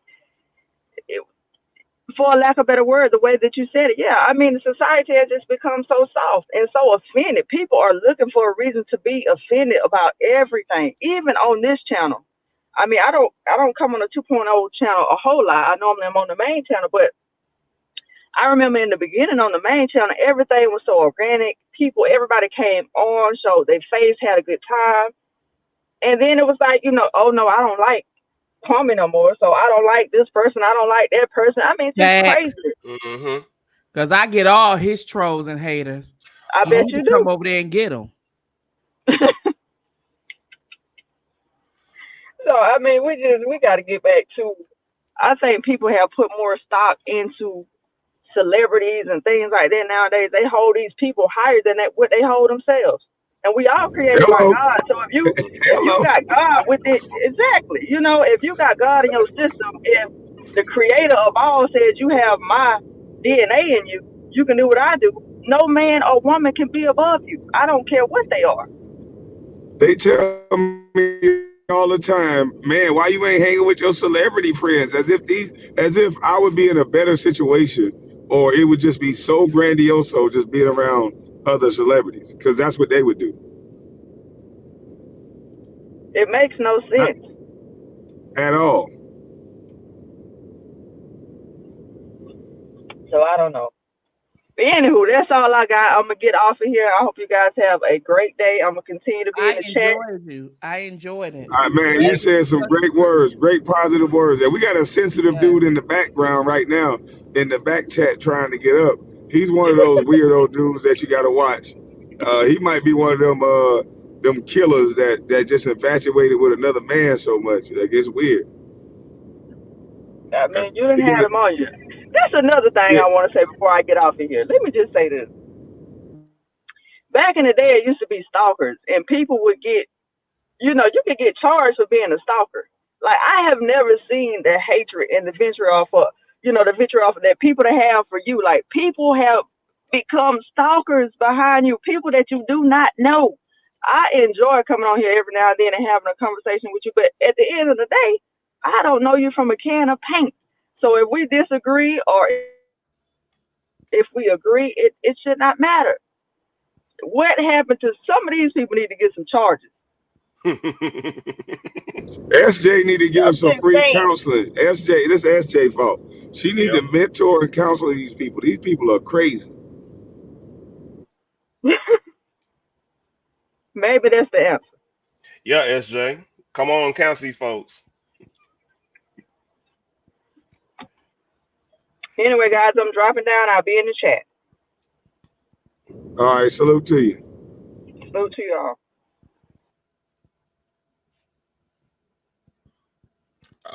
We need that one.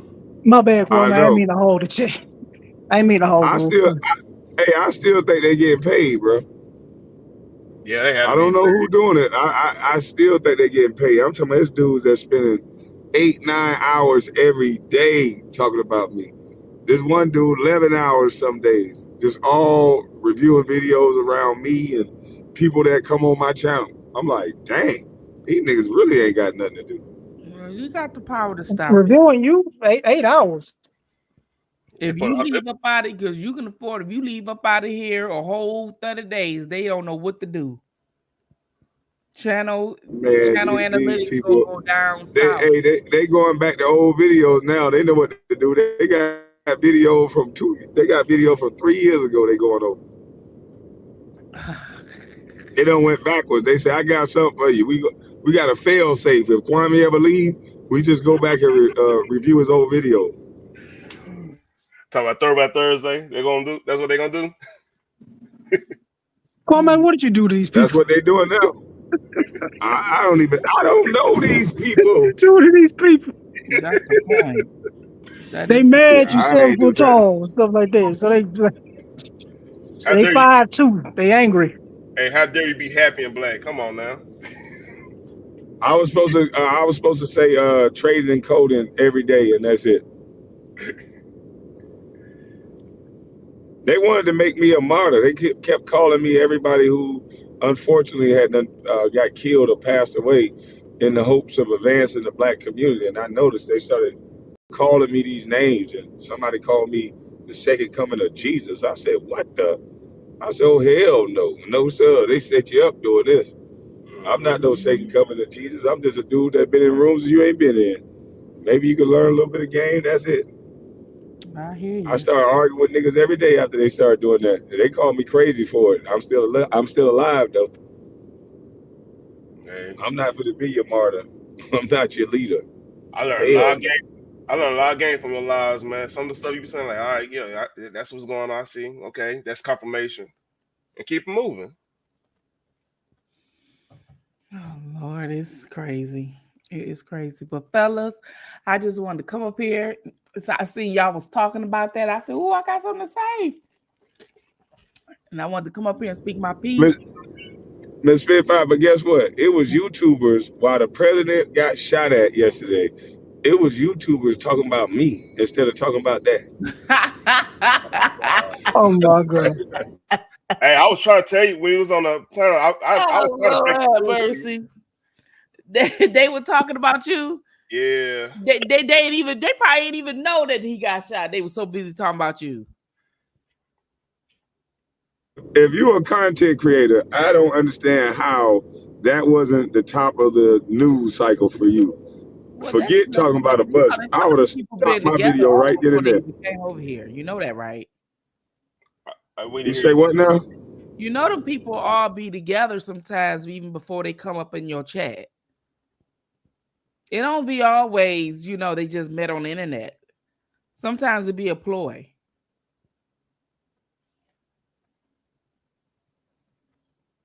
You know that, right? That's crazy. I didn't even know these people. You talk about somebody every day. Like, who would want to follow you? Keep talking about the same person every day. Man, them people talking that about the same person every day, and it's for a cause. But just talking about somebody who ain't in no situation, just on the internet too. Who does that? man, they make up anything about me. My dog gone, my truck gone. I'm talking about everything and anything. They just say. Yeah, your house. Well, I know for sure you don't answer your text because I've been texting you. You don't answer me back. Oh shit! What do you text me? Man, hey, they got me on red alert right now. Everybody texting me. By the time I wake up, they they put my number on the internet, so I get threats, then I get text messages from these Google Hangout numbers. I get all kind of texts. Damn, man, come on. Depending on what I say, I done started back talking about basketball. You don't know shit about basketball, you little bust. Why you talking about Brownie, you little hater? I'm like, damn. These people just crazy. the worst of the worst, huh? By that I'm the worst logic, of the worst. most people should not talk about basketball. By that logic, because people say bust, you call it bust whatsoever thing. Anybody who plays over a decade in the NBA, I said all the time, you did something right. You got to do something, because you could be, says I snap my fingers, gone. Even if you Dog, first these pick. people be having me dying laughing, man. I just have to smoke my swagger and just read text messages. Like, what you do to these people, Kwame? I honestly don't know. But it's okay for the most egregious things to be said to me. I was told I'm a bona fide scrub. I don't got a move to think of or nothing. But Bronny, they saying he got to develop. After going 0 for 8 from the 3 for 14, he got to develop. If I do anything right, I remember I had my season opener, I had 13 points, 18 rebounds, 2 blocks. Well, 5 blocks and 2 steals. But I'll go out and have a bad game, they'll call me a bust. And the bad game, I only play 4 minutes. So in 4 minutes, that determines whether I'm a good player or not. There's not a lot you can do in 4 minutes. But if you go look at what they did, every time I was able to play, I would come up with some crazy numbers. But when they'll put me in there 4 minutes, I'd make a mistake, and then they'd be like, "Oh fuck it, he wasn't focused. He can't play." And I'm like, "Damn, one mistake, you taking me out the goddamn game." Well, most of us will be a bust. The type of money they paid you, we'll take it. We'll be a bust. I'll be one. Hey KB, I'm telling you right now, as a Mavs fan from the 2000s, I would have took your bust ass on our team right there and there over Dampier. No offense to Dampier, he might be hungry, but he said you a god to them and you spoke. He said you a god to them and you spoke to them like a regular person. That's crazy. How can I be a god to them and everybody enjoyed calling me a bust? I don't understand. How did I now turn into a god when millions of people were laughing and making memes? I don't understand it. Idol worship is a crazy thing, boy. In a matter of me just going viral, I went from the bust that everybody would make memes about to a majority of the girls wanted to have sex with me, and all the dudes wanted to talk, sound, and act and be just like me. In a matter of a couple of videos. I don't know, man. It's amazing how America works now. Well, fellas, I'm gonna get up out of here. Thank you for having me up here. It was an enjoyable conversation. Salute. All right, y'all take care and be good. Chris, I don't leave up. Be blessed. Hey, Chris, don't leave up to you, man. I gotta make a move too, man. But nice conversation. All right. Want to, give my 2 cents on it. I was talking to Odom about this the other day, yesterday. So man, Chris can talk enough for all of us. So shit, he need room. Oh. and he a LeBron fan, so you know the nigga hyper. Hey, y'all go and get viral again. I'll let y'all have it. Take care. All right, bro. You know, goddamn Christopher a LeBron fan, so he gonna get hyphy and shit. I'm actually shy at first if I don't know people. He talking about I'm actually shy. What the? No, man, if I meet somebody, say shy. if I get around somebody long enough, I'd start talking and I won't stop talking. I've always been that way. Oh, okay. But why do y'all think Bronny got pressure? If he got all of this, the only pressure he has is to perform. That's what I everybody don't have. But I don't think he has pressure. I think it's a challenge because I'm like, if everything falls flat, then what? yeah, he gonna be I'm good either way. It's like why yeah, are you so nervous? yeah. I mean, I don't feel like he's not your like you said, he's not your normal set. The second round pick does not have a guaranteed contract. Normal At second rounder, all. you have a bad game, it's I might be cut today. You You out sweating of because there. you like I might be cut today. Bronny is like, okay, well, I got a bad game. Well, I got a 3-year deal. So at the worst case, I got 3 years with a team option for a 4th. So I'm good for the next 3 years. I just gotta Right, develop. right. I'm going out there relaxing, letting it fly. My daddy got my back. My coach got my back. It's on. I'm playing with my daddy, who's one of the smartest players in the league. Right. Street IQ. You get all the free game. And I'm sure he talking to his godfather too, who's one of And the this, best point guards ever played. but this the thing, bro. He got trained by professional trainers his entire life, so he Yeah, has he literally like the kids from the hood and all that. This guy got a nutritionist. He got all the supplements that his father takes or allegedly take. He got everything. He got the best trainers. He's at the Lakers facility. It's like this is storybook. All you got to do yeah. is take advantage of everything that's handed to you. What's up, Bolo? Yeah, that's why I said Hey, well, LeBron can get him in the room, but Bronny got to keep himself in the room. That's up to Bronny now. hey, what's good? What's up, man? Chris, what's going on? What's up, brother? Shout out to that. Wagwan KB. Chilling, Yeah. man, chilling. Camera slip. Yo, I was listening to y'all for the most of the time. But one of the things somebody that was up here, one of the guys said was the people that were thinking it's somewhat staged or fake or whatever, that they're stupid.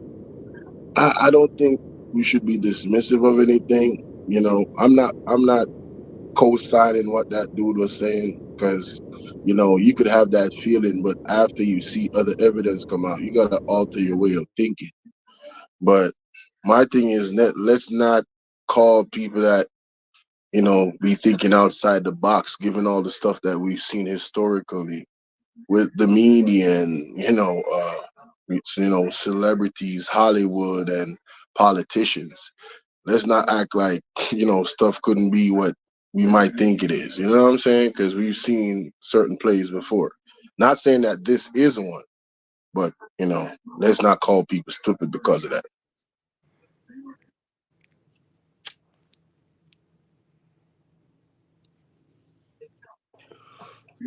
That's true. Byron, what's up? What's good, KB? Hey, man. Ain't that? You look, man. Bronny, like you said, KB, he got everything he need, and he been having it his whole life. But the problem is, when he go against somebody that ain't got shit, it's a problem because now they life on the line. So if you going against somebody, they life on the line, and you just here just to play, it's kind of like it's rec league to him. It's not really. He don't care. Like his dad said, he don't care. And that's not a problem. I'm not saying he trash or he gonna be a bust, but it's different when he going against somebody that need it. How could he be I hate to say this word, but how can he be a bust the 55th pick of the draft? Listen, it's not about that because somebody 55th pick in the draft could have been their life dream coming true. You don't understand that. When parents pay, I was an athlete growing up. When your parent pay, and I got a son now, if I pay $10,000 in the span of 2 years for my son to go to all of these camps, I want my son to be one of the best. I invested that money into him. So if we get all the way down to the draft and then we see Bronny get drafted and he done got everything given to him his whole life and all he averaged was, he ain't never averaged over 15. My son averaging 26 points a game. It's a problem. So when he see him in summer league or when he see him coming off the bench or whatever, I want him to tear him up. You Because should we ain't want to got tear nothing. anybody up, not just Yeah, Bronny because we James. ain't got nothing. No, Bronny is privileged. So when he go against somebody that ain't got nothing and that need to come up, it's going to be a problem. every time, and And that's to every add, and night. to add, and to add another bullseye on his back, the fact that they first televised the draft in the second round for him, and then they added another bullseye on his back by giving him a 4-year deal. We could have easily let Bronny on the team, undrafted, and let him work his way and earn a spot. Exactly. People wouldn't care as much. What I would have But did if I was, not to cut you off, Kwame, what I would have did if I was Rob Pelinka, right after the draft, I would have signed Bronny on ESPN. It would have been the same thing. I would have signed the boy off his team too, Boogie Ellis, so they could get a bond together. They came from the same team, and I would have showed them. That would have had him with a chip on the shoulder, like, oh, he got drafted. He would have been able to have a chip on the shoulder. Now he don't got no chip on the shoulder. They lying to him, telling him, oh yeah, you was supposed to be here when he wasn't. He should have got signed right after the draft on ESPN, just like LeBron, the decision. They could have made a spin off of that. But to draft him, it does matter because you're still in a dream for somebody that worked so hard for that since they could remember. That's all I'm saying. We not mad that Bronny got drafted. We don't care. We want to see him hoop because LeBron is dad, and we know that's what LeBron wants. Just as a basketball fan, that would be cool. Like, let me tell you this: if Bronny was really that good, they would have been saying, "Oh yeah, he's going to be helping the Lakers." They would have been talking about that all last year while he was in college. How he going to come in and he going to help the Lakers. Nobody draft, nobody draft him. All of that. But listen, he's not that good. And to sit up here and take that moment from somebody else that really deserved it and worked all their life for it is not going to do nothing but hurt him.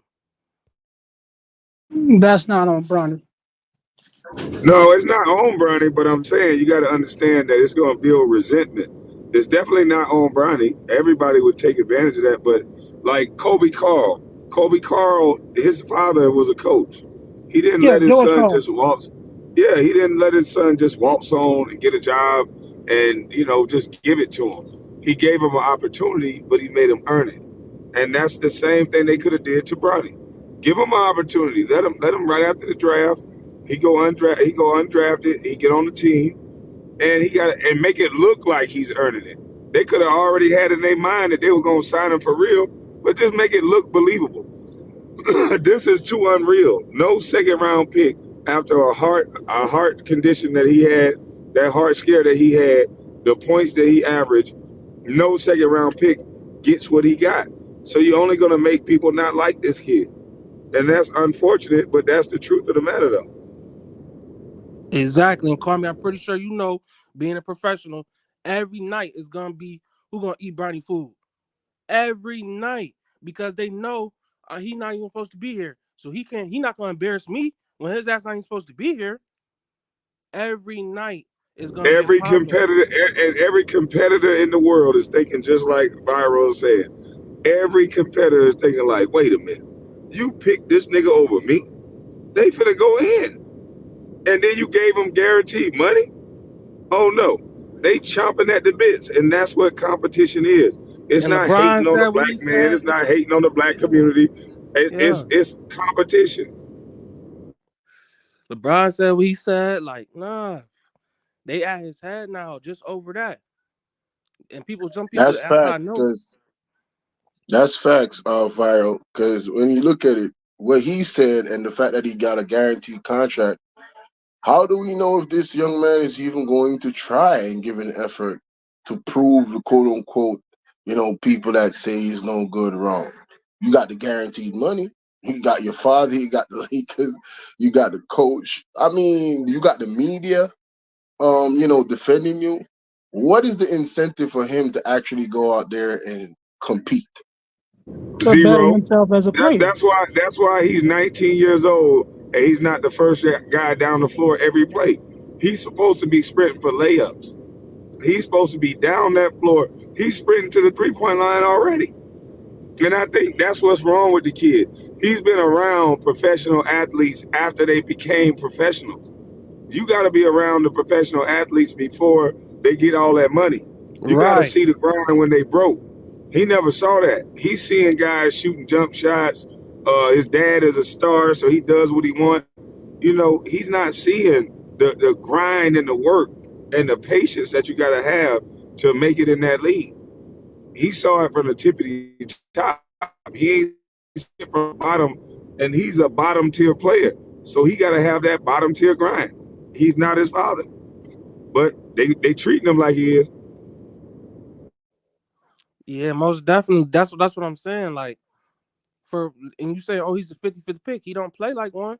He don't play like he got he got the urgency on the court to do something, to make a team, to make it to the next game. Like, he don't play with that urgency. He just play like he got like every game in the world. He gonna play forever like his dad. Like, nah, that's not that might not be the case. We don't know what's gonna happen. He just play like he got all the time in the world. What he got to really do is he got to come out. He got to be scrappy. He got to stop getting bullied. He got to nah, I'm supposed to be here. This one, I don't care what my dad said. I'm supposed to be here. Even though he tried to fake act like it when he first came out, he need to really play like it. He don't even play like that. He want to be buddy with everybody. It's not a video game. But It's just for Byron, some check reason. this out. Sorry, Chris, check this out. Considering his heart, situation, right? Can he bully anybody? Exactly. Should he Yes, question yeah, that? he The can physical because think about it. abilities of They it? don't want to see this kid Huh? die in front of us. He can definitely bully somebody. Damn. They don't want to see this kid die on national TV. Can you hear me? Can you hear me? Yeah, I can hear you now. I can hear you now. They don't want to see this kid die on national TV. So best believe he had what's called a stress test. They hook up the EKG to your chest, and he runs on a treadmill till his heart and his lungs are under duress, and then they check and see what his heart does. So he's been thoroughly tested. If they allowed him to go out on that floor, people don't invest millions of dollars in you if your heart gonna go bad. They don't. Do you think what that's gonna look like? Bronny James die on an NBA court? No, he's cleared medically to play. What it is that what I saw the other day, he got his pocket picked in the open court. He has trouble bringing the ball up the court. And so what it is he's not what they're trying to make him into. You got to actually, in the NBA, you got to be that. You got all dogs in one room. And it's bigger dogs than other dogs. Some dogs are small, but they play like big dogs. And it's a dog-eat-dog world in the NBA. That's what it is. Your daddy can't save you. And Bronny, he can't bring the ball up the floor. You saw that. He was one-on-one with a guy, tried to turn, a guy picked his pocket clean. Not to say that don't never happen, but as a point guard, you got to get this guy up off of you. I don't care if he take a foul. Chris Paul ain't letting you just play him close like that. He'll sling an elbow in your mouth as he spin, and you'll get up off. You'll know to back up off me. This ain't how we playing. But Kwame, he's I got so a question nice. for you, Kwame. Go ahead. Do you feel like do he just be going through the motions of training and stuff like that? Because when you look at him, he kind of play like kind of robotic. He don't got his own style. He kind of play like he in a drill. Do you feel like he just go through the motions with stuff and he don't really pay attention to the game aspect, like cutting back door and getting a bucket? I think he's a guy who trained more than he actually played the game. It's one thing to train and drill basketball. It's another thing to go out there and play.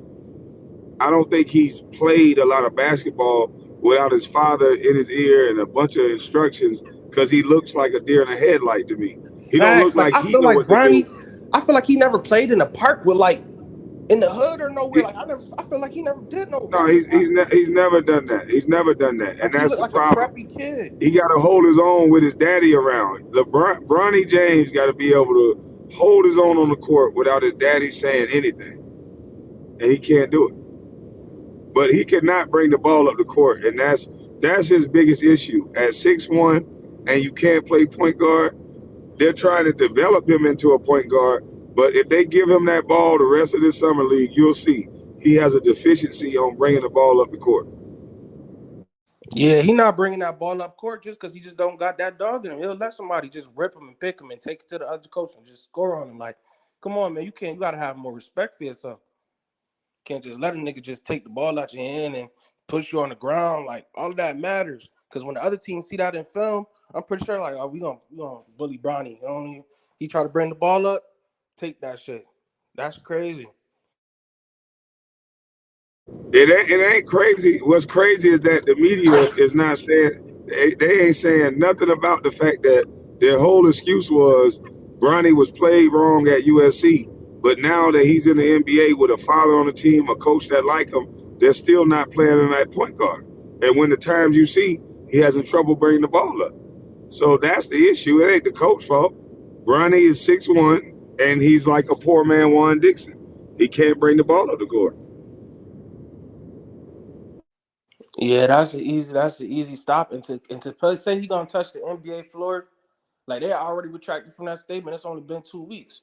They already retracted from that statement. After like the third day, I guess in practice, they must have found out and seen for themselves up close he can't do it. And now they saying they sent out Woj.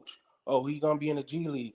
Like I think it's gonna be like he gonna have to be in the G League for at least a year, and then come back and maybe the next summer league. If he go to the G League, it's over for him. You won't be able to hide him. He gonna have to That's what play I'm point guard. saying. He gonna get tore to shreds. You cannot send this boy to the G League. He And better go down there for 1 or 2 games. They treating the G League like it ain't nothing, like it ain't no dogs down there. It's dogs Man, down there. hey, listen, they better specifically pick what team he playing against and make sure ain't one of them dog point guards there that's trying to get back to the league, because it'll be over. Right, Bronny gonna look good on my highlight tape. Bronny, yep, this week. Oh yeah, that's good on my highlight tape. That's all that's gonna be going on. So I feel like they need to stop. If anything, he need to go overseas like he was trying to do, right? But even then, them overseas leagues, they be playing hard. So I told him he need to be a gamer. Ain't nothing wrong with it. If you're not a basketball player, Hey, that daddy is a who the hell is billionaire, nigga. Hold on, bro. Who the hell is the locker room? What the hell are you talking about? The locker room going off on me on this channel. Who's the locker room? Well, I guess that's some advert for the locker room right there. Got a peep game. I wouldn't give a damn. That's what they do, bro. You just wait for you to highlight the time. Bronny will be fine. He just gotta develop. Yeah. Yeah, well, I don't know. We'll see, I guess. I wish the best for him. Yeah, he's got 3 years. He's got 3 years, and we'll find out the next 3 years. We haven't even got to year 1 yet. And what we see sucks, so it don't matter. Well, yeah, when your father say you're ready to play right now and get rotation minutes, it ain't no time. No, this is Homelander saying this. This is the greatest basketball mind. Hold on, bro. This is you cannot have it. You cannot have it both ways, man. This can't be the greatest basketball mind in the world. And then when he say something, I believe him. I take him at face value because you guys told me he's the greatest basketball mind in the world, and he lived with his son. So is LeBron not the greatest basketball mind in the world because he can't see that his son can't play? Raymond say dumb things times out too. Chris, let me find out you were late, like 7th cousin of LeBron. You sure your name ain't James, bro? Say what? Let me find out you were like a 7th cousin of LeBron or something. Because, bro, you really be giving them a lot of excuses to run with, bro. I don't give excuses. I said it yesterday. I wish LeBron wouldn't have made that comment on Twitter. Bro, I think that was a bad move. But so if you know that, you say you wish you, but he did though. So you got to factor that in and understand. Yeah, I said that LeBron is putting unnecessary targets on Bronny, and then the next thing you know, he gonna say, "Well, he's a kid." I say, "No, bro. You can't say he a kid after you say, well, he better to have to leave right now." Right, but do you think that he actually believes what he's saying? When LeBron? he said, of course he believes what he's saying. He mind the game. That's what I'm Yeah, saying. he mind the game. He believes that shit. Bro. He believes it. He believes it. So, hey, nobody's being unfair to I think Brownie. LeBron is caught up and with his daddy is a genius, bro. You got to understand that. This man is the smartest man in the game. I never seen somebody with this much intelligence. He is so smart, so he knows that his son is like that. So but this is the first time he was wrong. Yeah, Jesus be wrong. Y'all don't act like it though. Y'all make excuses like he can't never make a mistake. He made a mistake with Russell Westbrook.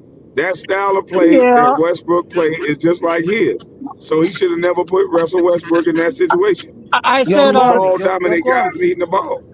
yo, Kwame, do you think that game What's was up? shut down to the public? That past game he What had where game? was nobody there? I don't know. Allegedly, that's what they saying. Yeah. See, that's what I'm talking about. They can't, beat around the bush with him. If he gonna be in the fire, he need to be in the fire and he need to play. That's the simple thing. Because all they gonna do is keep calling him out, keep calling him out.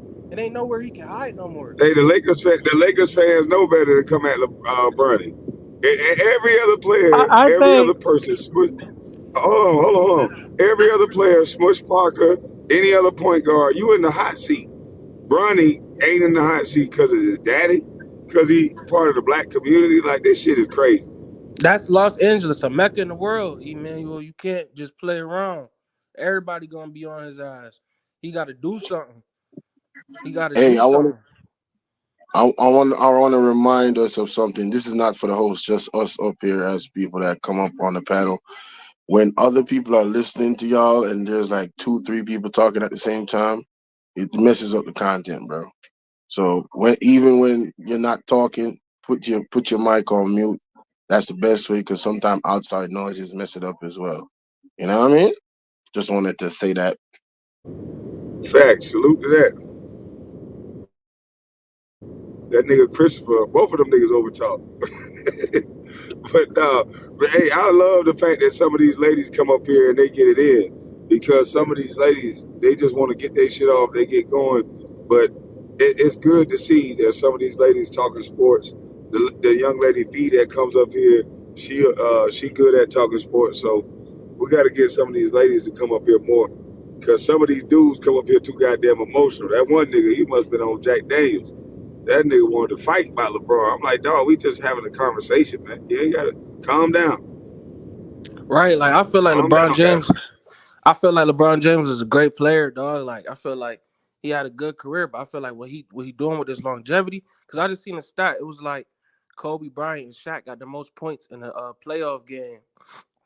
LeBron and AD was at the end of the list, like 4 and 5, and AD was ahead of LeBron. So what they keep trying to bring up these longevity stats, and he keep on playing every year, is really not doing nothing. He really, we want to see him win during the season, not just play.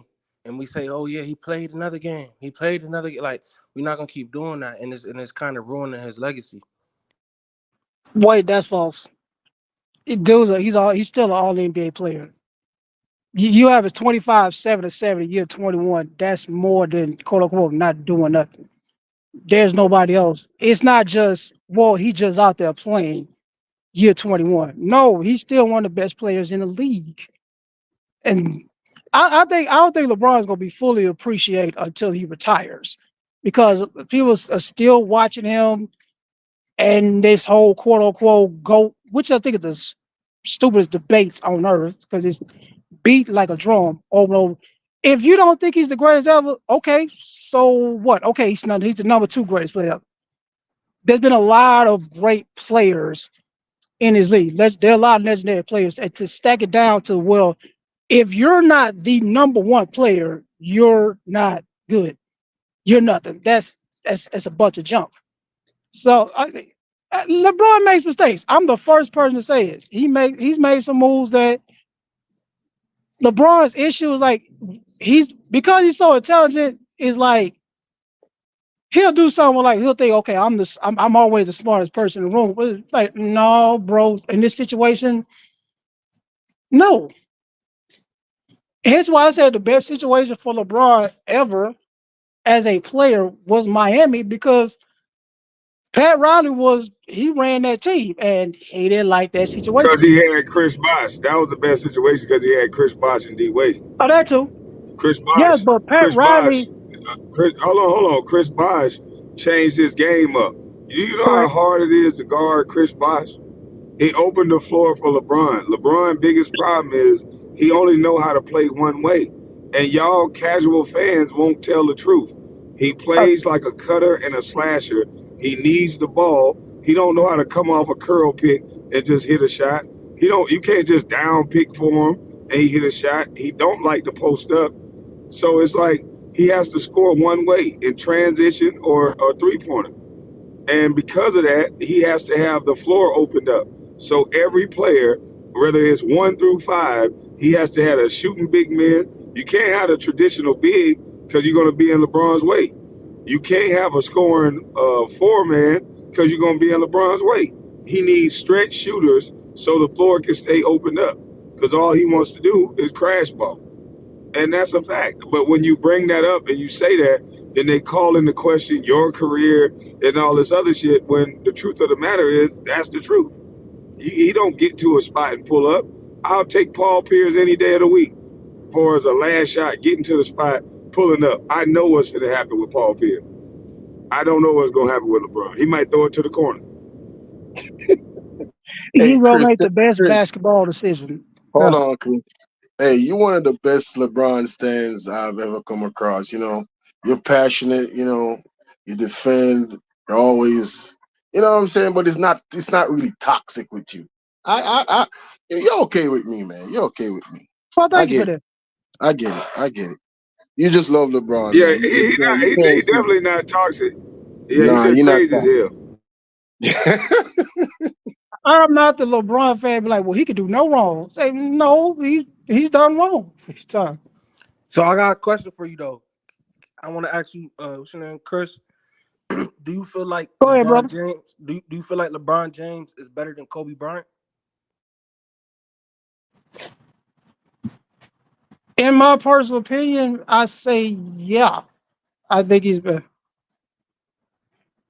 In my personal Hey, that opinion, Why? man talking but about, Why I though? put hey, look, hold on, y'all. Let me respond to this. Hey, CP said he got the most game winners. Dude, he gonna have every record in every record book. The motherfucker played for about 30 damn years. Come on, bro. And if he's dubbed the king and he don't own that name, King James, and he's the king. If I dub my product as the king, I'm gonna make damn sure it has everything at its necessary need to become this thing that y'all trying to make him. He's played with some of the greatest players to ever play basketball. I just don't understand why y'all don't see this. no. I This is think what it's easy. Hold up, Chris. I think it's an easy way to end this GOAT debate. If Jordan came after LeBron after doing this 20 years, and it was the criteria that you should have longevity and all of these stats, he would destroy all of LeBron's stats in less time and had more rings, and that's a fact. I don't care what era But you talk basketball is not about. about stats. Basketball is not about stats. It's about winning. I know, And I Michael know, but Jordan is a winner. Kwame, you there? I'm just, That's what can't have not a winner. hey, KB, you're breaking up. You break it up. You're breaking up, bro. Bro, nobody can hear you. You're breaking up. You're in the matrix. You're still there. You're not. We still can't hear you. Yeah, all I was saying is, the mentality that MJ has. If Braun had come before him, yo, he would have destroyed all his records. And same thing with Kobe. If Kobe came after Braun, and that was the criteria for you to think that this man was the greatest player of all time, he would have destroyed all his records in less time as well. It's I just the mentality.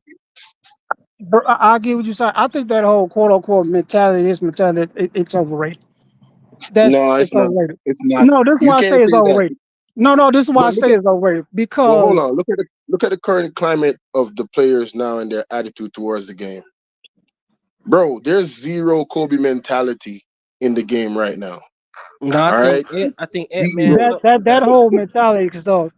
I'm I not saying think it's not valuable, but like I said, when you look at the results, you don't have this type of resume for 20 straight years. yeah, but that's the Not one. problem though, Chris. He There are played plenty for of listen, players in the league who can hold have on. one great year, two, three, but for 20 years, you at That's this what I'm saying. same He played track. all of these years, but he don't got as many championships as Kobe Bryant. Now I want to No, ask you but this question. Hold on. Let me ask you this question. Does LeBron James win a championship against the Celtics, even though he lost against his championships is team? a team Can I achievement. ask you a question real quick? Keep just 1 second. One mic.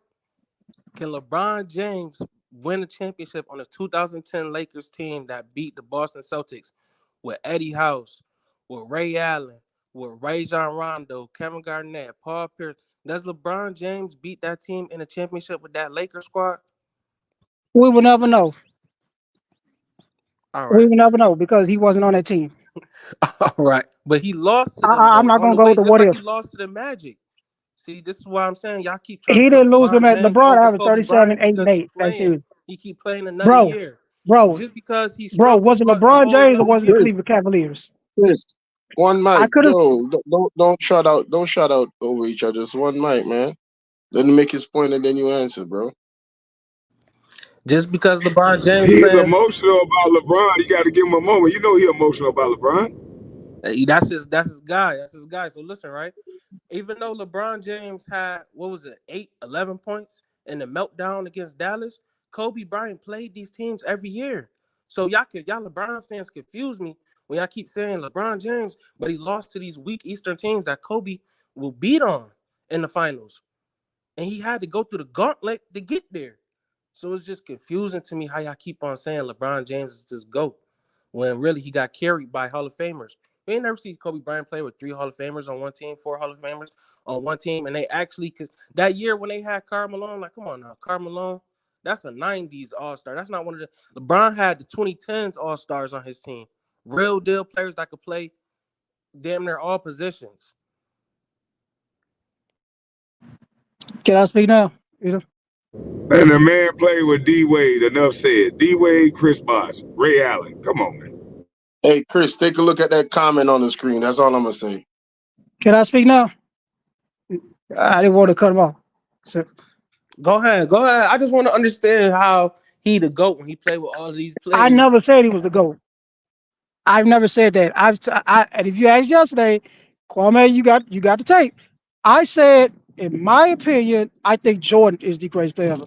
In my opinion, that's my personal opinion. Is it close? I think it's close.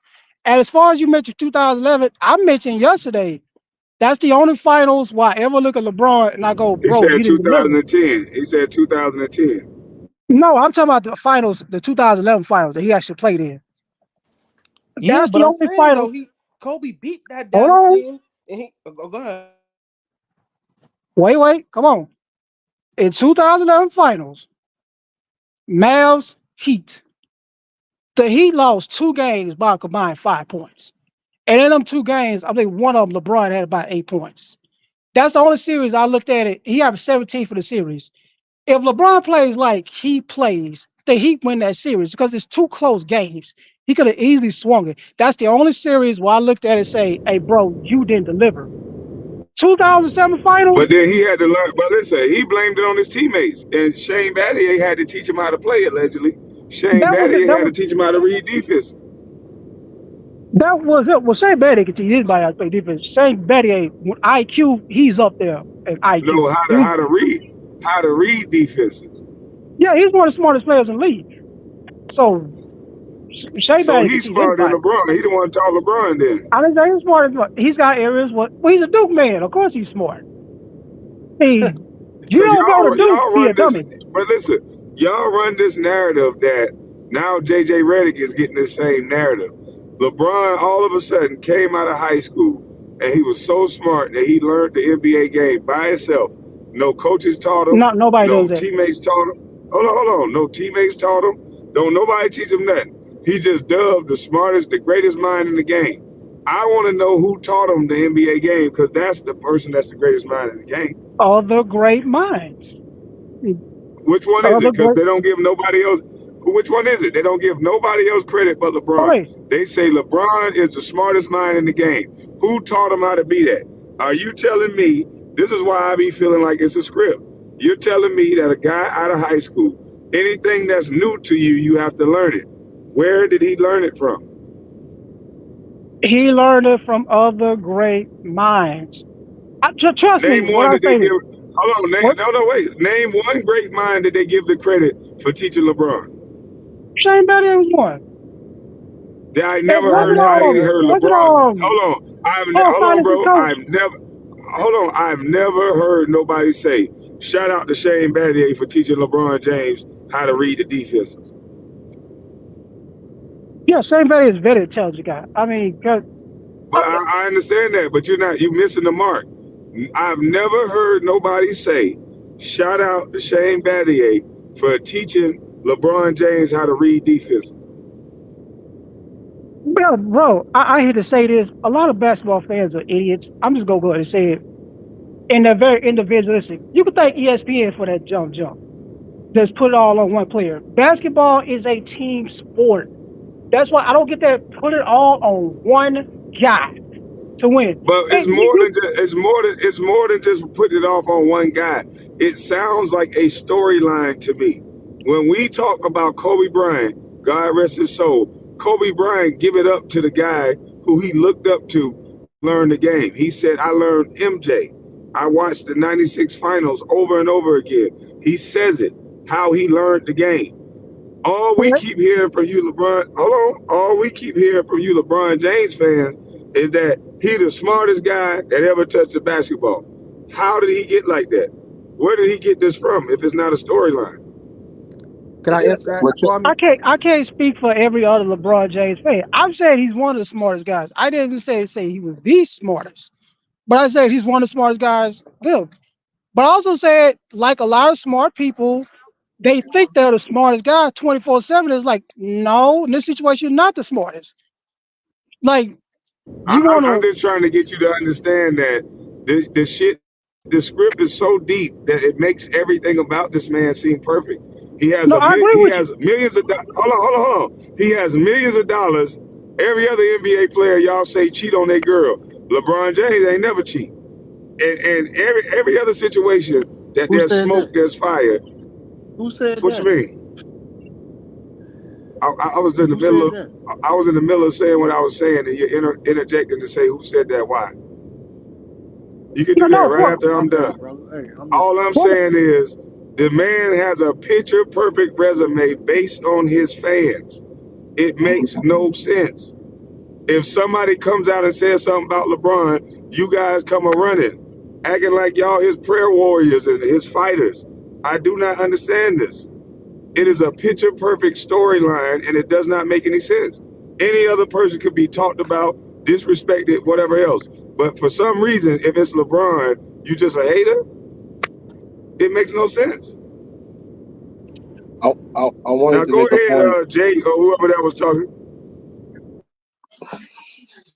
Yeah, since it's Olympic season, I just wanted to say, since you was a LeBron fan and nobody give Kobe the credit, it wasn't until LeBron James got on the Olympic team with Kobe Bryant, and he was getting up with him at 4 a.m. with D Wade to put that work in that they all agreed on and said it was true.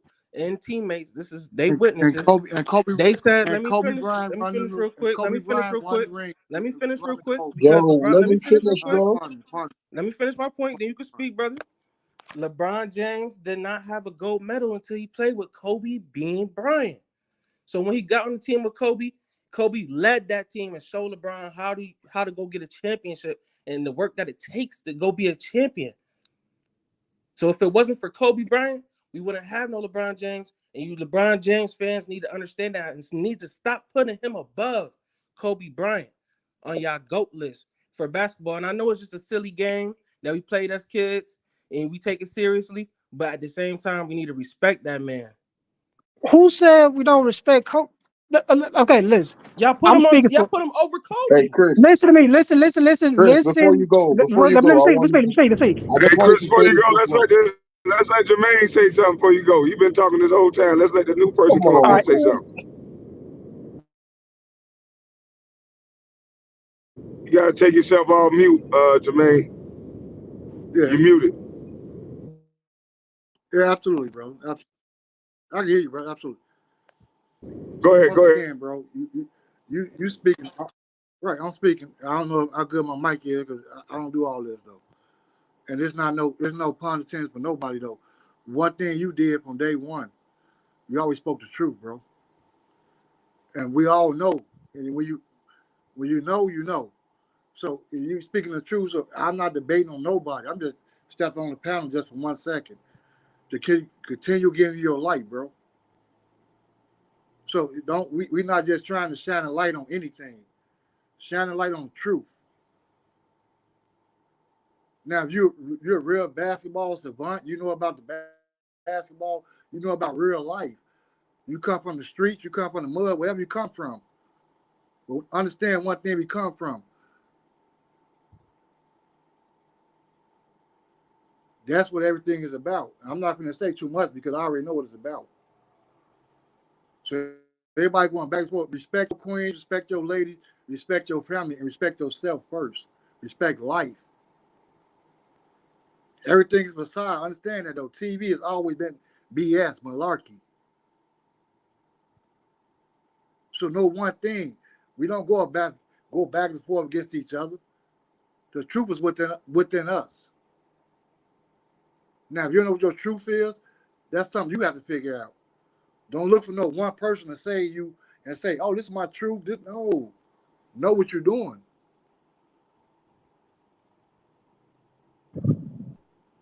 And I started following when I seen Kobe come up here. I mean, not Kobe. Pardon me. Rest in peace to Kobe. And that's one of my greatest. That is behind Mike. When you talking about who doing this and doing that. Hey, TP, that's a bad question. That's a bad question, TP. You hold on one second. Hold on, let me respond to this super chat. TP, you win and lose as a team, but heavy is the head that owns the crown, that wears the crown. You guys have it backwards. Y'all blame everybody else except your king that's supposed to be blamed. It makes absolutely no sense. They don't have crowns, bro. Hold on. You can't give a crown to a king. Don't understand he a king, bro. Hold on, relax. Let them speak. I'm just came on the mic for 1 second. I'm gonna fall backwards. So it's no disrespect towards nobody. Respect who you respect. You love Kobe. You love LeBron. You love Mike. You love Larry Bird.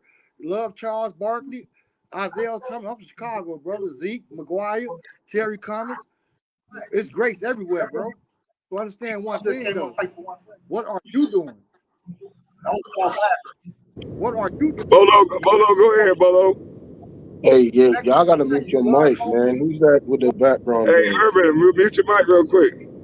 Yeah, but I just wanted to say this before I go. It's to the point that, to the question that guy just TP just asked. That's funny he asked that because anytime LeBron teams win, it's LeBron and the team. Anytime he loses, it's the team. This is what the media does. So I think you should look at that and really see the answer is not one way when it comes on to LeBron. It depends on the situation. But I'll leave y'all with that. Salute to the panel. I finished my swagger, so I'm up out of here. Just came on for a little bit. Salute, KB. Thanks for having me up. And salute to the chat. Salute, bro.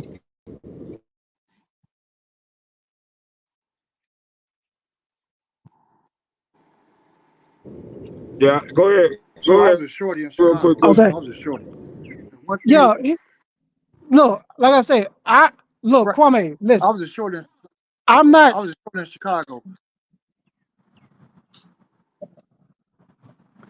I'm not disagreeing with anybody would say what the media doing. I say it again. I think a bunch of the people in the media are a bunch of dummies, and they've individualized the sport to where they put it all on one guy.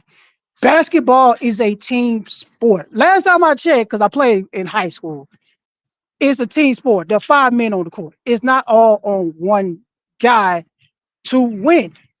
Because we've been in situations where Larry Bird in his first championship, he only averaged 17 points a game. And the Celtics still won the championship. It's not all on one You going guy off to numbers. go out there and win a championship. We see Kwame, he was on that team. Well, Kobe put up about 36, 37 a game. And Lakers got bounced in the first round. And what if Kobe would need to score 45 a game for y'all to win a championship? Say no, it's not all on one guy. It's gonna take everybody. I mean, to win a championship. Michael Jordan, in his 3 highest points per game years, he didn't win a championship. So that should tell people. That should tell you something. That should tell you something. You going off Y'all made numbers, it bro. about y'all made a team game about individual stats, and it's not about individual stats. I noticed that every time I put the game on LeBron, y'all talk about his individual stats. So y'all It's don't a want me to piece of the bring up pie, but it's not the his main part. hold on. Y'all don't want me to put it on him and say it's his fault But then every time, and the reason why they're losing is because he's shooting too much. He wants to average these career numbers for his entire career. And that's why you guys are darlings for numbers, because that's all they keep repeating to y'all. He's the only one in history that got this, and this. And I'm telling you, at 39 and at 40 years old, you're not going to win with a 39, 40-year-old leading the team. That's why the young guys always leave and flourish. You got to have young guys mixed in with old guys in order to win. And what's happening is everybody game gets stagnated because LeBron got to have the ball. So they're not going to win with that style. This year is just going to be even worse. Yeah, I think at this Exactly. point in his career, Can point I say guard. this real quick, Chris? What y'all Yeah. LeBron fans do is y'all say it's a team Oh my game. God. When we start mentioning all of the Hall of Famers that he got on the team, y'all say it's a team game. But then when it's the GOAT debate, when we talk about the best player, keywords, player. We're not talking about the team no more. We talking about the damn player itself, who helped the team, obviously, because they're a part of the team, but they're the best player, the greatest of all time. Y'all want to go Michael Jordan and then put y'all boy up there. Oh, LeBron. No, because he needed everybody on his team. Kobe damn near didn't need the team. He said, y'all going to come with me because I'm Kobe and I'm going to get us there. He didn't do it every year. He's not a damn superhero. But what I'm saying is his career for the time that he played, it was better than LeBron James. So do I speak for every LeBron fan on earth? So apparently I speak for every LeBron fan, although I've said completely different over and over and over. This Not a not fan, all on. bro. It's not all on LeBron. It's not going to be all on Jordan. It's not going to be all on Kobe. There's a reason why Kobe, all 5 of his championships, Derek Fisher, for example, was on every single team. Because Derek Fisher, at that point guard position, you know, I keep that ball out to Derek. We need a big shot. Derek's gonna hit it. He's gonna make a smart defensive play. He's gonna make another smart play. And that's the reason why also when Paul Gasol got there, that team was a little bit immediately they go to the finals. Because Paul, he's gonna take care of the inside. Also, Paul is a great passer too. So it's never on one play. All great players need somebody else. If there's no Pippen, do Jordan win those championships? No. Now let me debunk that, because LeBron James, before he went to the Heat, he was on the Cleveland Cavaliers team that was dominating the Eastern Conference. So necessarily LeBron James didn't need Dwayne Wade, and Dwayne Wade really for damn sure didn't need LeBron James. He already had a championship. So how did he end up Dwayne on the Wade, Heat? they was getting bounced in the first round since they won that championship. After they won that championship, they was getting bounced in the first round. Was every year.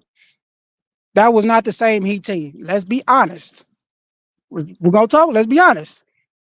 That was not the same Heat team that won the championship. That Heat team, you had Shaq, and the backup center was Alonzo Mourning, who was gonna provide defense every single play. And your backup point guard was Gary Payton. You got a crafty vet who could play defense coming off the bench. That Heat team had a great cast to win a championship. That was not the same Heat team after that. That the year before LeBron came, they got bounced in the first round. So it's like, well, they won a championship. Yeah, they 2006. So that was not the same team. That next year, they team, yes, when Quentin Bob. You know what's funny though? You know what's funny? Because his name is LeBron James, we are literally talking about if this man gonna win a championship next year. That's hilarious. Y'all was acting like if they would have got DeRozan or got That Lakers team somebody ain't else win no that y'all title. was gonna win a championship with a 40-year-old man. That Lakers team You is really not winning no believe you title. can win a championship with a 40-year-old? If you put him at point guard, maybe. But the best part of LeBron being point guard, the So you last really? No, championship, I'm asking, yes or no. Do you really think you can win a championship with a 40-year-old? if he's a point guard, maybe. Because I think LeBron James been no, playing no, no, point no. This guard. is why I say it. This LeBron is why I James say been that. playing point guard for the last 3 years. He been playing point guard. 39, 38, 30. He been playing point guard. He No, been when I bringing say his point lineup. guard, I mean like the last championship where he was the point guard, and they say this offense starts with Anthony Answer the Davis. question, because y'all LeBron fans like to dance around the question. Do you think No, I'm a Anthony real Davis needs Lakers to be fan number one since guy. Kobe? Anthony Davis needs to be the number one guy, and I'd rather have LeBron more point guard towards he lead the league in assists. I'd rather have that. Right, and that's LeBron He James' not career. he not gonna lead the league in assists because guess what? You know you guys are stat stuffers. He still got to stay at his career average. He wants to Leading have league is 27, assists and stat stuff, 28, quote unquote. 7, and 8. But no, that's not. But that's not gonna happen, bro. It's been 25 and 10 is consistently just as good. the same way for 20 years. Why would it change now? Because the No, it last ain't gonna championship, happen. that's what it was. He should average about 18 points and get those. Hold on. He should average about 18 points and get those other guys involved. Connect is a big time player, and now they got Reeves, and he's still a big time player, a good player. So Connect can actually score. He can put the ball down. He can shoot the three. So yeah, he need to average less points and get the young guys involved. Yeah, I'm Yes. not disagreeing. I think LeBron as a point guard is probably the best he is. Look, Anthony Davis needs to be the number one option on offense. I'm the first person to say that. Everything starts with Anthony Davis. Not gonna And he can happen. say Not gonna happen. All right, so if Anthony Hey, Davis, hey, listen. I'm about to Let me debunk ask that. you this: how is it that LeBron and them mind the game, but they won't give Anthony Davis the ball in the fourth quarter after he been cooking for 3 quarters? Because that Anthony Davis shit, that's a smokescreen. LeBron fans know that. You think LeBron look at himself as the number 2 option? That's why in the Team USA, they keep on talking about LeBron James, the leader of the team. He the leader of this 2024 Olympic team. It's LeBron. That's what the media tell y'all. But what did Ant-Man say? I'm the number 1 option. And what did Ant-Man do against Canada? He had the most points. the most points don't mean you're the leader. What? That If doesn't you make you the scoring the leader. most points on the team, That doesn't everybody make got you to the defer leader. to you. That makes you the It's an best scorer, offensive not the league. leader. If you could score the most points, then That of don't course make you you one automatically of the the leaders of the leader. team for sure. That doesn't automatically make you the leader just because you score the most points. If you average the most points on a team, so you That telling me doesn't on a make you the damn basketball leader. team, if you averaging the most points, you not one of the leaders on the team. You not getting a bucket. Y'all got to score points. This is what I don't understand That with you doesn't LeBron just James make you fans. the leader of the team. Y'all don't know ball, man. You talking I about know leaders? plenty. Man, I know ball. this getting redundant right here, man. I'm about to end this live. I'm about to go over to my other channel, man. We're gonna be talking about this shit forever. But So, salute to but y'all boys. I Let's got let one question. I King or got one whatever his question. name is say what he gonna say So, first, so we so go. you know how LeBron, he gets Westbrook and all them, and whenever they're not doing good, it's not never LeBron's fault. It's always somebody else's fault. So now that Bronny's in the picture and he starts playing, is LeBron going to be like he's the problem? And what's going to happen with that? It ain't gonna be LeBron's fault. It's gonna be the coach fault. Nah, it ain't gonna be JJ's fault. It's gonna be one of the black assistant coaches' fault.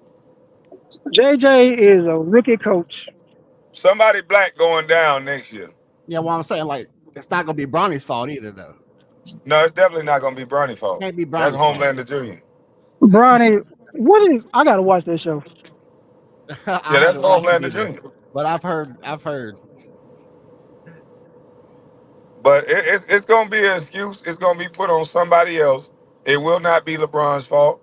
He can never do no wrong. He's the No, smartest guy in basketball. But when he make a decision, you can't hold him accountable for it because he's too mm-mm. smart for that. Yeah. Yeah, smart people make bad decisions as well, just like anybody else. Not Homelander. Oh, bro, You gotta put that's that on that's a again. You gotta regular put that thing on the for media. him. That's their fault. That's a regular thing for Even when LeBron. he wrong, he right. Exactly. But man, salute to y'all boys, man. I'm finna get up off this thing. I gotta go cut some people out. All right, man. Appreciate you letting me join in, bro. Yes, sir. Later. All right, Chris. Later.